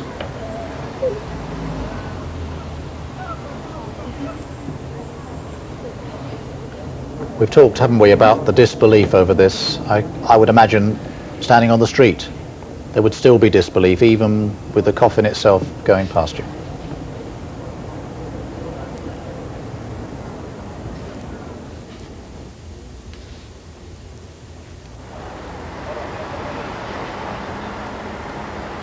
Scotch Corner, they call that for obvious reasons, the Scotch House there. And they'll bear slightly to the right and head off down Kensington Road towards Kensington Palace, which is now, well, at the pace they're going, I suppose, some 8 to 10 minutes away.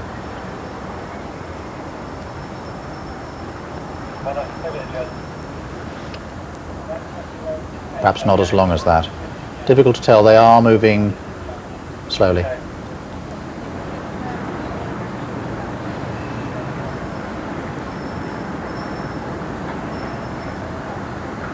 I get the impression they might be moving a little swifter on this section. I don't know, perhaps not.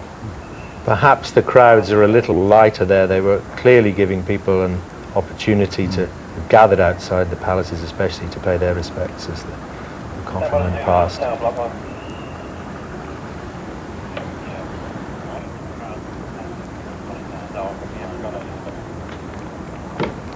This is an aerial shot of Kensington, I think Kensington Gore. It's just the atmosphere, really, isn't it, of nighttime London and this extraordinary, this little cavalcade of vehicles, a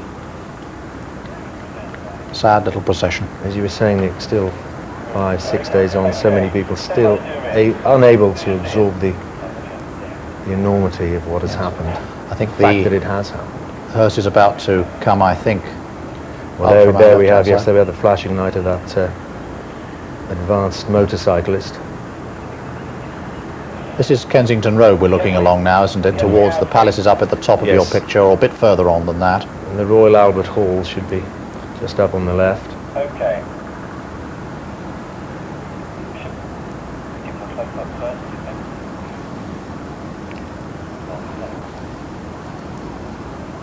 In case you've just joined us, we are looking at Kensington Road in London, along which the hearse bearing the coffin of Princess Diana is making its way. Left St James's Palace about a quarter of an hour ago, 10 minutes, quarter of an hour ago. Moved very slowly along the Mall, past Buckingham Palace. There are the crowds in Kensington, near Kensington Palace, I think, waiting for it. They've closed the road completely there. Just a vast number of people again. And there they are. There is the hearse. It was moving quickly. It's slowed down again now.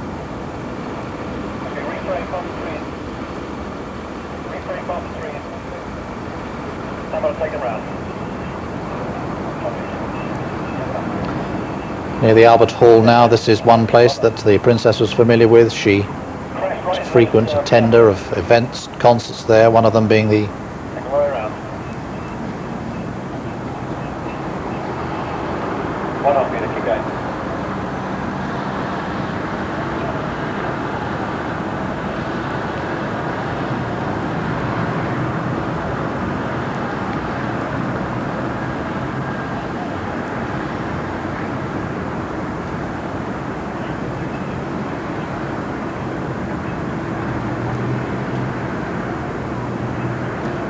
as I was saying, one of them being the huge Red Cross concert with Luciano Pavarotti in 1995. Pavarotti says he would be too upset to attend tomorrow's funeral. He was invited.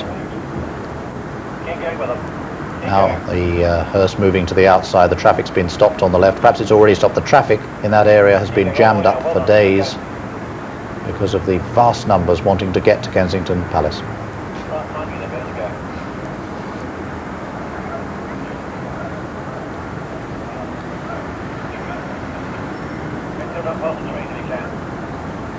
We are told that the limousine immediately behind the hearse containing Princess Diana's coffin has Prince Charles and the Princes William and Harry in it. There the crowd surging forward as word spreads that the Princess is coming home. And to her home. The people pouring across the road. They're moving in front of you. They're getting out of the way. The police motorcycle is flashing his light there. Can you see that? Get them out of the way. Don't get in our way. Not tonight. Not tonight. But London, look at that. People still crossing the road in front of them. All the way down. Right, you can go. There are flowers being thrown onto the hearse.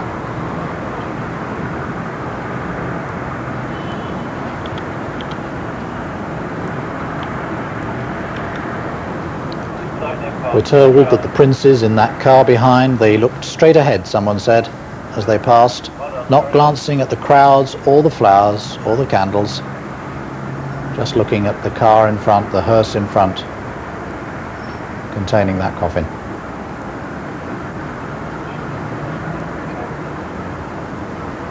We weren't able to see them earlier. We couldn't. It was dark, of course, and this adds yet more poignancy to this occasion.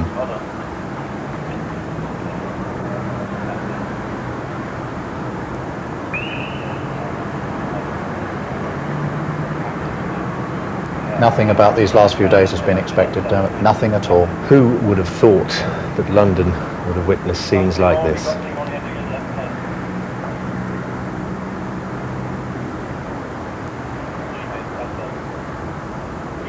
Quite a lot of people, of course, won't have heard. This was certainly not scheduled. We knew about it from about mid-afternoon, but a lot of people, a lot of Londoners would not have been aware of it, and the word would have spread, no doubt, and a bit of puzzlement because everybody knows the funeral is tomorrow. But of course, the Princess's coffin had to be moved at some stage from St James's Palace. Better it done this way than in the very middle of the night without much in the way of an escort. That would not have been fitting, would it? So, a mass of police motorcyclists there. And just there, the hearse just behind. And as we say, behind that, a car containing the Prince of Wales and his sons. Police there calling for people to move back. Many of them perhaps not knowing that the hearse was coming at this time. Word spreading, and we saw many of them rushing forward to get a better view.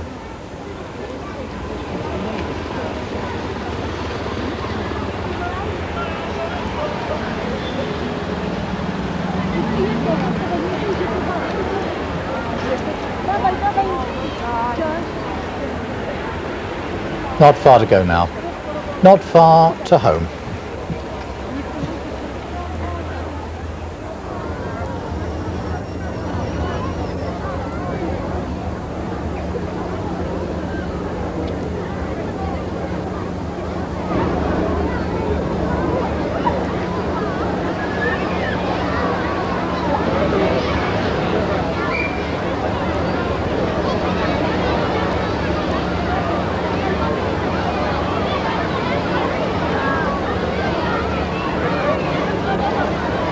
Flowers thrown in the path of the hearse. Look at those crowds.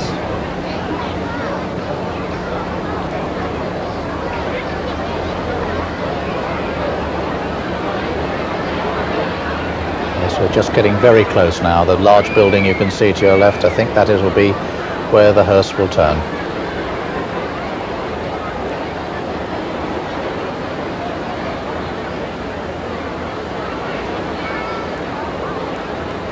So Nicholas, a right turn there through Palace Gates, then the last few hundred yards through Kensington Gardens to the palace itself. Yes, a little private road there.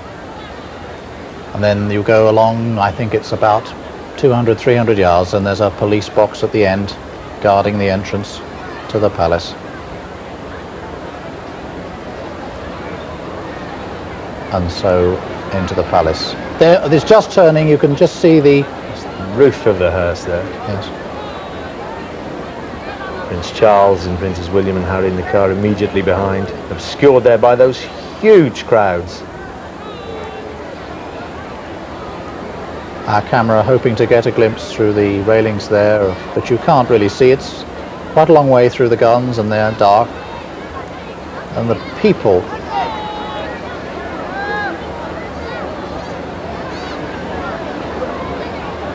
so many people. The police talk of millions tomorrow. Who can tell? I don't think anyone will ever know an exact figure.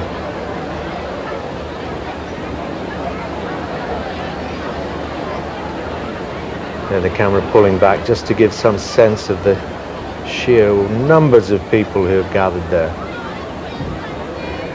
25 to 9 in the evening, Friday, September the 5th. The Princess of Wales's coffin arrived back at Kensington Palace, the home she was allowed to keep after losing her HRH title. This was, of course, the family home before the divorce in 1992. And let's not forget, it's the home of the boys, or has been the home of the boys, William and Harry.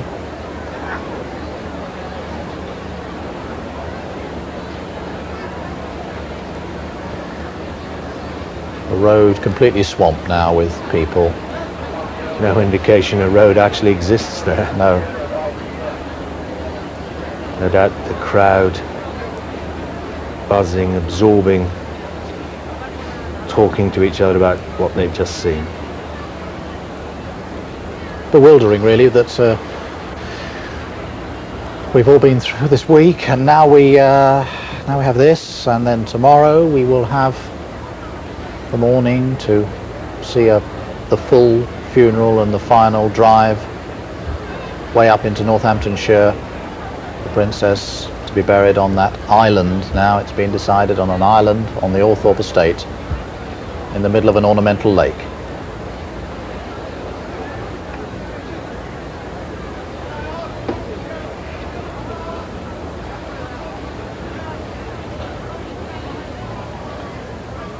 Well, as we leave those crowd scenes just outside Kensington Palace, let's get the view on the ground there. Our reporter, Mark Webster, is there, just outside Kensington Palace. Mark, can you put words to the scene you have just witnessed? It's extraordinarily difficult, isn't it? What I can say is the great grieving tide of humanity here seemed to hold their breath collectively as the hearse went by. There was barely a sound, just the flash of flashbulbs going off. I think as you can still see some of the twinkling candles in the background as a backdrop. I think everybody wanted their own private thought as the hearse went these last few hundred yards up here, turned right up the private road to Kensington Palace itself. As you rightly said, where Diana had so many happy and so many sad moments in the past, and where she'll now spend this night with her coffin there in the palace before tomorrow's funeral. Mark, just give us some sense of the sheer size of the crowds there. We saw Kensington Road there absolutely obscured by people. I can see hundreds and hundreds of people behind you. Any kind of estimates about how many people are there? I can only say countless thousands, Dermot.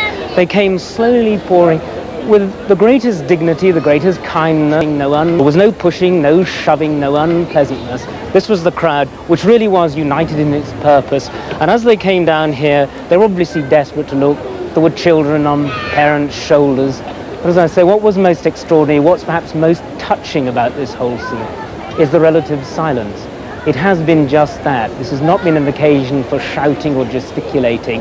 It has been an occasion for quiet thought, a bit of contemplation, and obviously sharing their feelings together, which is clearly terribly important for this crowd. But one of the reasons they've come here is because they have one single person in their thoughts.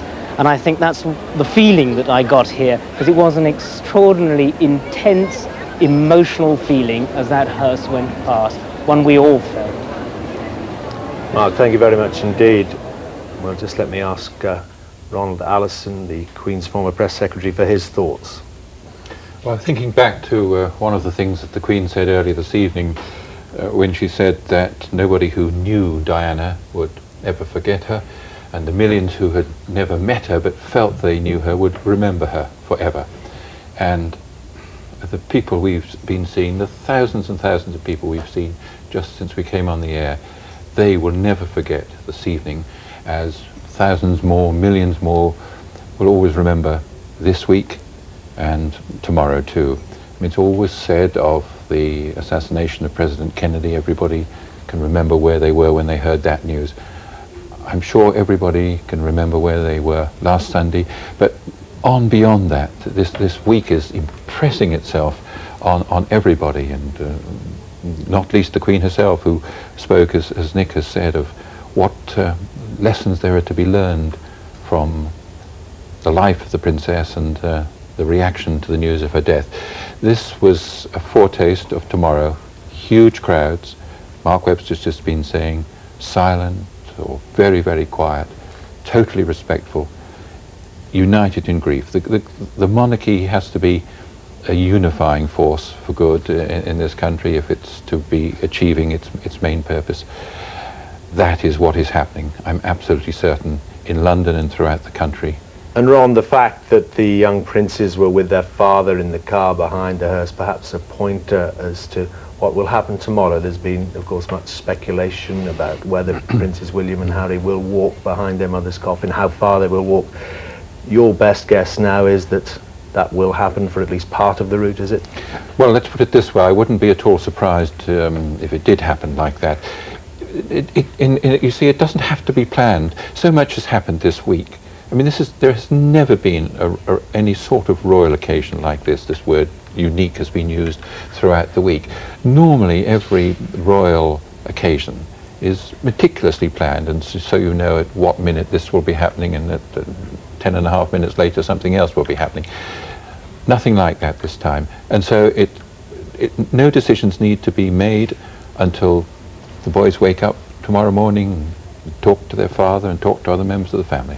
Only then will that decision be made. Only then will we know. Nick, we were speculating about the size of that crowd there. There's some information coming in there? Not the sheer numbers matter very much, but we've just had a report that they think that just outside Buckingham Palace alone there was a crowd of 50,000, just Buckingham Palace, and then you add in... There must have been at least that at Kensington Palace. Well, yes, indeed. Vast numbers already, as you say. One interesting point about this journey for the young princes is it would appear that they're going to spend the night at Kensington Palace. That's what it looks like. Ron? Well, it looks like that at the moment, but as we've just been saying, that they could drive back to Buckingham Palace, where the other members of the family are at this time. Just talking about numbers, which in one sense are totally irrelevant, and it will be impossible to ever even estimate with any sort of accuracy how many people will be involved one way or another tomorrow. But after the funeral service and the drive out of London, up as it will go through past Lord's and up Wellington Road and the Finchley Road and so on. Again, there's going to be the opportunity, and I'm sure it will be taken by thousands and thousands of people, for the sorts of scenes we've just been seeing to be repeated. Well, Ron, let's get out of this studio and continue to gauge the reaction amongst the huge crowds there to seeing the Princess of Wales' coffin being taken back to Kensington Palace in that hearse. Our reporter Adrian Britton was at St James's Palace when the coffin was brought out. Adrian, what has been the reaction there? An absolutely amazing reaction, and you would perhaps expect that all of the crowds would have dispersed at the moment, but no, just look behind me. They're still queuing here, still bringing their flowers, laying them outside St James's Palace, looking at the tributes which have been written. I dare say people have been struggling through their dictionaries to find the appropriate words to describe how they feel. I was looking at some of those messages today. There was one from a little boy called Adam who just said, "You were a very nice princess, you should have had a longer life." Well, typically as children do, he described it so well. There is some word that Prince Charles and the young princes might return here this evening. Earlier Buckingham Palace was saying that was the plan.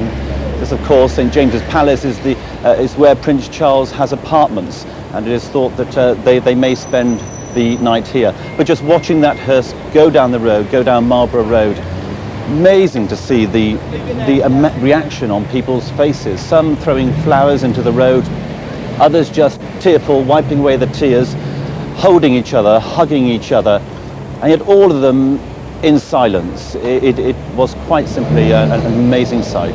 And Adrian, as you say, there's many, many tears amongst the crowds there, complete strangers, I suspect, hugging and comforting each other. I would suspect some lifelong friendships being formed in those crowds tonight. Yes, I would imagine. I mean, I think the main point of what we have seen this week, as I said, they have stood in silence, but people have been chatting, people have been sharing the grief. And I think this is why they feel it's important. I mean, what we haven't seen this week is a sort of show of sort of duty. This hasn't been some sort of polite display of respect. People have been coming here for one reason alone, and that is that they have wanted to come here. They have felt they had to come here. And they've been coming here, they've been saying things like, I simply can't believe it. I can't believe what's happened. And that is all part of the healing process, of course, when you're dealing with grief. To all of them, this is a very, very private grief. Adrian, thank you very much indeed. Let's go now to Westminster Abbey, of course the end point of tomorrow's funeral service. There have been preparations taking place all day there today, and this was the scene at Westminster Abbey a short while ago. There the Union flag at half-mast flying above the Abbey, much fuss, of course, about flags at Buckingham Palace. There the tents, the sleeping bags of people, the candles of people some of them have been there already for 2 days and more, waiting to get that perfect view of Westminster Abbey. Of course, earlier in the day, about 5 o'clock, Tony Blair was there with his wife Cherie in preparation for the service there tomorrow. Elton John turned up to perhaps practice his special song for the princess. And the princess's sisters also took part in a rehearsal, preparing the words they're going to say about their sister. And again, as all over London now, the flowers, the messages, the flags, As I say, some of those people there have been there now for more than 2 days. Another 15 or so hours to wait before they get to see the Princess's coffin turning up there at Westminster Abbey. Well, Penny Marshall is at Westminster Abbey now. Penny, we've been looking at the scenes a few hours earlier. What's it looking like now? It's absolutely extraordinary, Dermot. When I arrived about an hour ago, I asked a policeman how many people were here, and they said just under 1,000, but just in the hour that I've been here, I would say it's trebled. And they're pouring in. Their plan was to close the roads around the Abbey at 6 o'clock tomorrow morning, but I can't see that they're going to be able to keep them open because the people are moving off the pavements and starting to fill up the streets, thousands upon thousands. And of course, it's not just happening around the Abbey and the royal palaces. Above ground, I came here on the tube on the underground, which is usually full of weary people on a Friday night. It's full of children clutching lilies and black velvet dresses, families pouring into the capital from all over the country and from all over the world. A Norwegian family coming in from Heathrow Airport with rucksacks and a tent. Who were setting out camp here to see history as the heartbeat of the nation moves from the royal palaces to Westminster Abbey in preparation for the service tomorrow. And Penny, we were saying there that the Prime Minister, Tony Blair, his wife Cherie, Elton John have been there this afternoon. Any signs of preparations for the formal ceremony itself still taking place? No, not this evening. I'm sure there's a great deal going on inside the Abbey, but the groundswell of emotion outside is what's overwhelming you now. Earlier on, there was some serious hard work going on inside the Abbey. As you said, Elton John came. He has, I believe, his own grand piano now inside the Abbey, where he will play his song dedicated to the Princess, Your Song, widely known as Candle in the Room, tomorrow. Tony Blair has been practicing. He's reading a lesson, 1 Corinthians 13 from the Bible. And of course, the Earl Spencer, Princess Diana's brother, and his 2 sisters have been here as well, but that was all very private. And in fact, they cleared the crowds away to make sure that they were completely uninterrupted as they went about practicing for what will be a harrowing and a moving and difficult time for them tomorrow. Penny, thanks very much indeed. Penny Marshall there at Westminster Abbey. Now let's just take a look at the scene at St James's Palace. There they are, the candles, the thousands of candles, the prayers, the personal prayers to the Princess.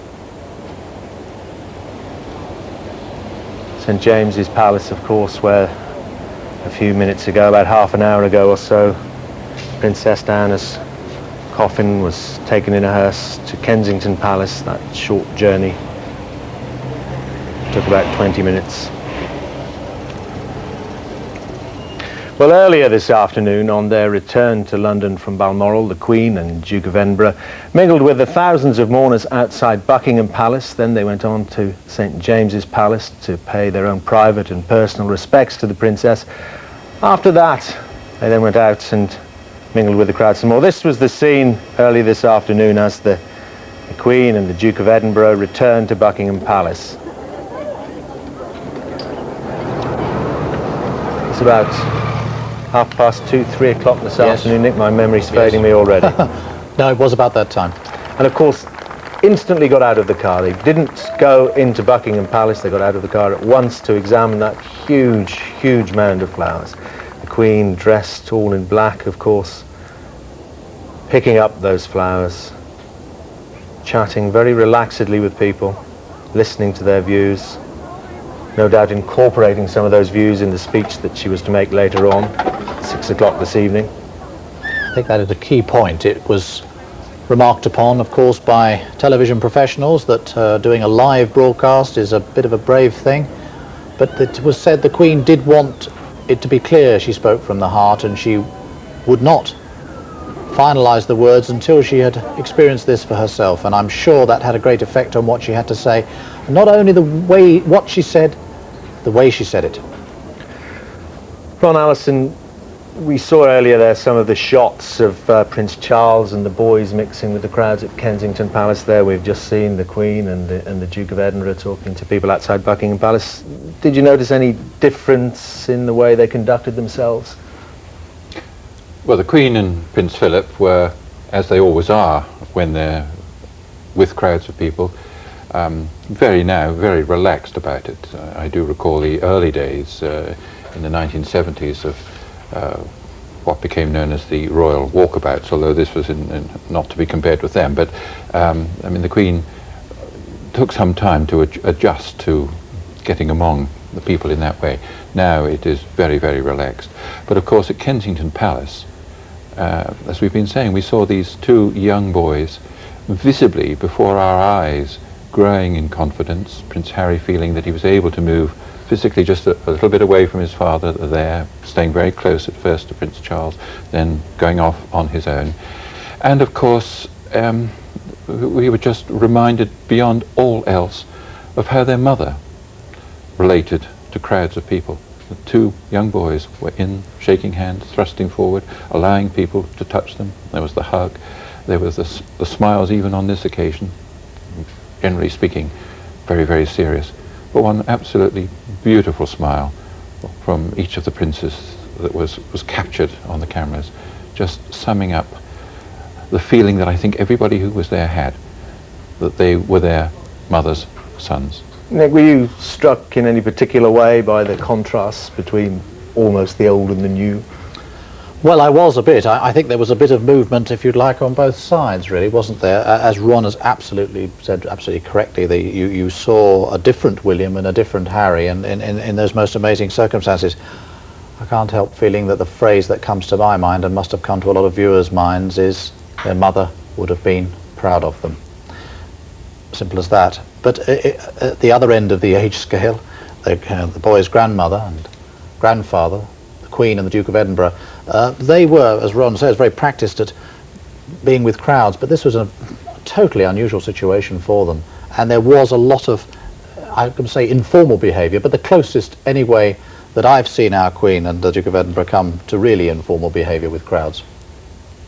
Well, let's just continue now, setting the scene for tomorrow's funeral. ITN's Helen Wright is at Buckingham Palace. Helen, what's going on there now? No doubt, of course, at all, that the crowds are gathering there in their thousands as well. They are, Dermot. There are thousands of people outside. As I came to Buckingham Palace this evening, they're streaming across the park beyond Buckingham Palace. People are still bringing flowers, and people are literally swarming through the area behind me. But it's so quiet. There's almost total silence. When the car carrying the princess's body passed through here earlier, there was silence, and there still is. Okay, Helen, thank you very much indeed. Let's just go back to Kensington Palace, where the Princess of Wales' coffin was taken a few minutes ago. Our reporter Mark Webster is there. Mark, when we were last talking to you, there was a hubbub amongst the people there. They were wandering around. Have they settled down any now? Certainly not. I mean, as we're seeing elsewhere, out there in the darkness of Kensington Gardens, they're still going along. They're still lighting their candles. They're still leaving their bundles of flowers, and there's still an awful lot of activity here, people just wandering around. I've had a chance, fortunately now, to talk to some other people who were down there about their reactions when the hearse went past. And one of the things that seems to be common to all of them is that they were actually surprised at the intensity of the emotion that they felt when that hearse went by. They didn't know quite what to expect. They came here, I think, seeking some sort of solace. When they actually saw it, most did actually have their breath taken away. They didn't know what they would feel. They felt an intensity of motion which surprised most of them, including one little girl who can't have been above 8 or 9 who I was talking to, who said she was quite stunned by what she felt. Mark, thank you very much indeed. Now, just before we end this particular programme, let's go back to some of those extraordinary scenes we witnessed a little earlier this afternoon outside Kensington Palace, when the Prince of Wales took the Princes William and Harry to spend time with some of the mourners outside there. There we see young Prince Harry carrying flowers over to add to that vast mound that's built up outside their home. They spent time, lots of time, chatting with the crowd, accepting their wishes, their tears, their hugs. And these are the scenes, Ron Allison, which have given us confidence that they will be able to carry it off tomorrow. Yes, as we've been saying, we don't know whether or not they will walk in the procession or not, but this must have given them a great deal of reassurance, just to feel the positive warmth coming from There's so many people. Love is the word that comes to mind. People there are expressing to that young man, Prince Harry, the love they feel, the love they felt for his mother, the love they feel for his elder brother. So Nick, the scene is set for tomorrow. Yes, I think that anybody who might have thought to themselves, well, will London really be seeing millions of people? Surely, you know, the estimates might be a little exaggerated, but no one now can doubt that as many people as, well, I was going to say as possible, but London, of course, is a huge place, but I think there will be many, many millions, several million, having seen tonight the hearse moving with the princess's coffin. The weather forecast for tomorrow, it's going to be sunny, they say. No threat of rain, at least in the morning. And of course those absolutely determined to get a place at the roadside, they're camping out, have been camping out, we've seen lots of them. Okay, Nick, let's just leave those pictures we saw earlier today of the Prince of Wales with his sons outside Kensington Palace, and just before we end this transmission, we'll have a look at the scenes outside Kensington Palace now, where of course the Princess of Wales was taken a few minutes ago. We'll see those in a minute. There they are now. Ron Allison, you were saying during the course of all this extraordinary day, the rule book has been torn up. The royals are learning from the public and responding to them, and the public seeming to like what they're getting now. Well, there were no rules ever written for such a week as this, but I have been so impressed and so very pleased in the way that the palace has responded to this, and the Queen herself has sanctioned everything that has been happening, and I really can't think now that anybody can be complaining, and any suggestion that there was no sense of grief or sense of anguish or feeling of loss amongst the royal family, well, that was never justified in the first place, but surely it must have been dispelled now. And that broadcast by Her Majesty this evening, as I said earlier, she spoke not only to us all, but for us all, but most of all for herself. And Nick, your final thoughts before tomorrow? These shots of candles outside Kensington Palace. Well, my final thoughts, Dermot, on this day are that the crowds have shown their feelings through the day, the way they've received the Queen and the young princes. Tonight they've had a chance to show directly how they feel as the Princess herself passed by. Thanks, Nick. Thank you very much, Ron Allison. And we'll bring this special programme to a close now with a look back at some of those extraordinary scenes of the past hour as the coffin bearing the body of Princess Diana was taken back home to Kensington Palace.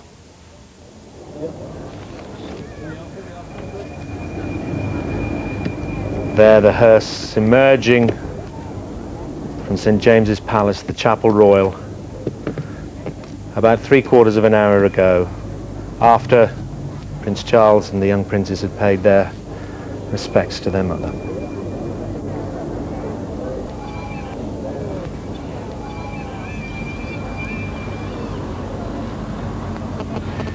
The car just behind containing Prince Charles, Prince William and Harry. There, some of the extraordinary scenes amongst the crowds, rushing forward to get a better view, rushing in front of the hearse.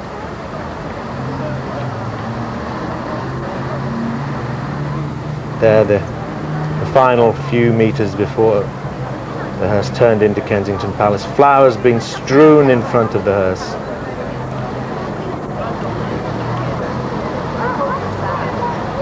Huge crowd gathering for tomorrow. The final scenes from Kensington Palace this evening, and there'll be full coverage of the funeral itself on ITV tomorrow. GMTV will report from 6 o'clock in the morning on the preparations, and here at ITN we'll have uninterrupted coverage of the funeral itself from 8:30 in the morning through to 4 o'clock in the afternoon. That's the funeral of Diana, Princess of Wales, on ITV at 8:30 tomorrow morning, presented by Trevor MacDonald. From all of us here, goodbye.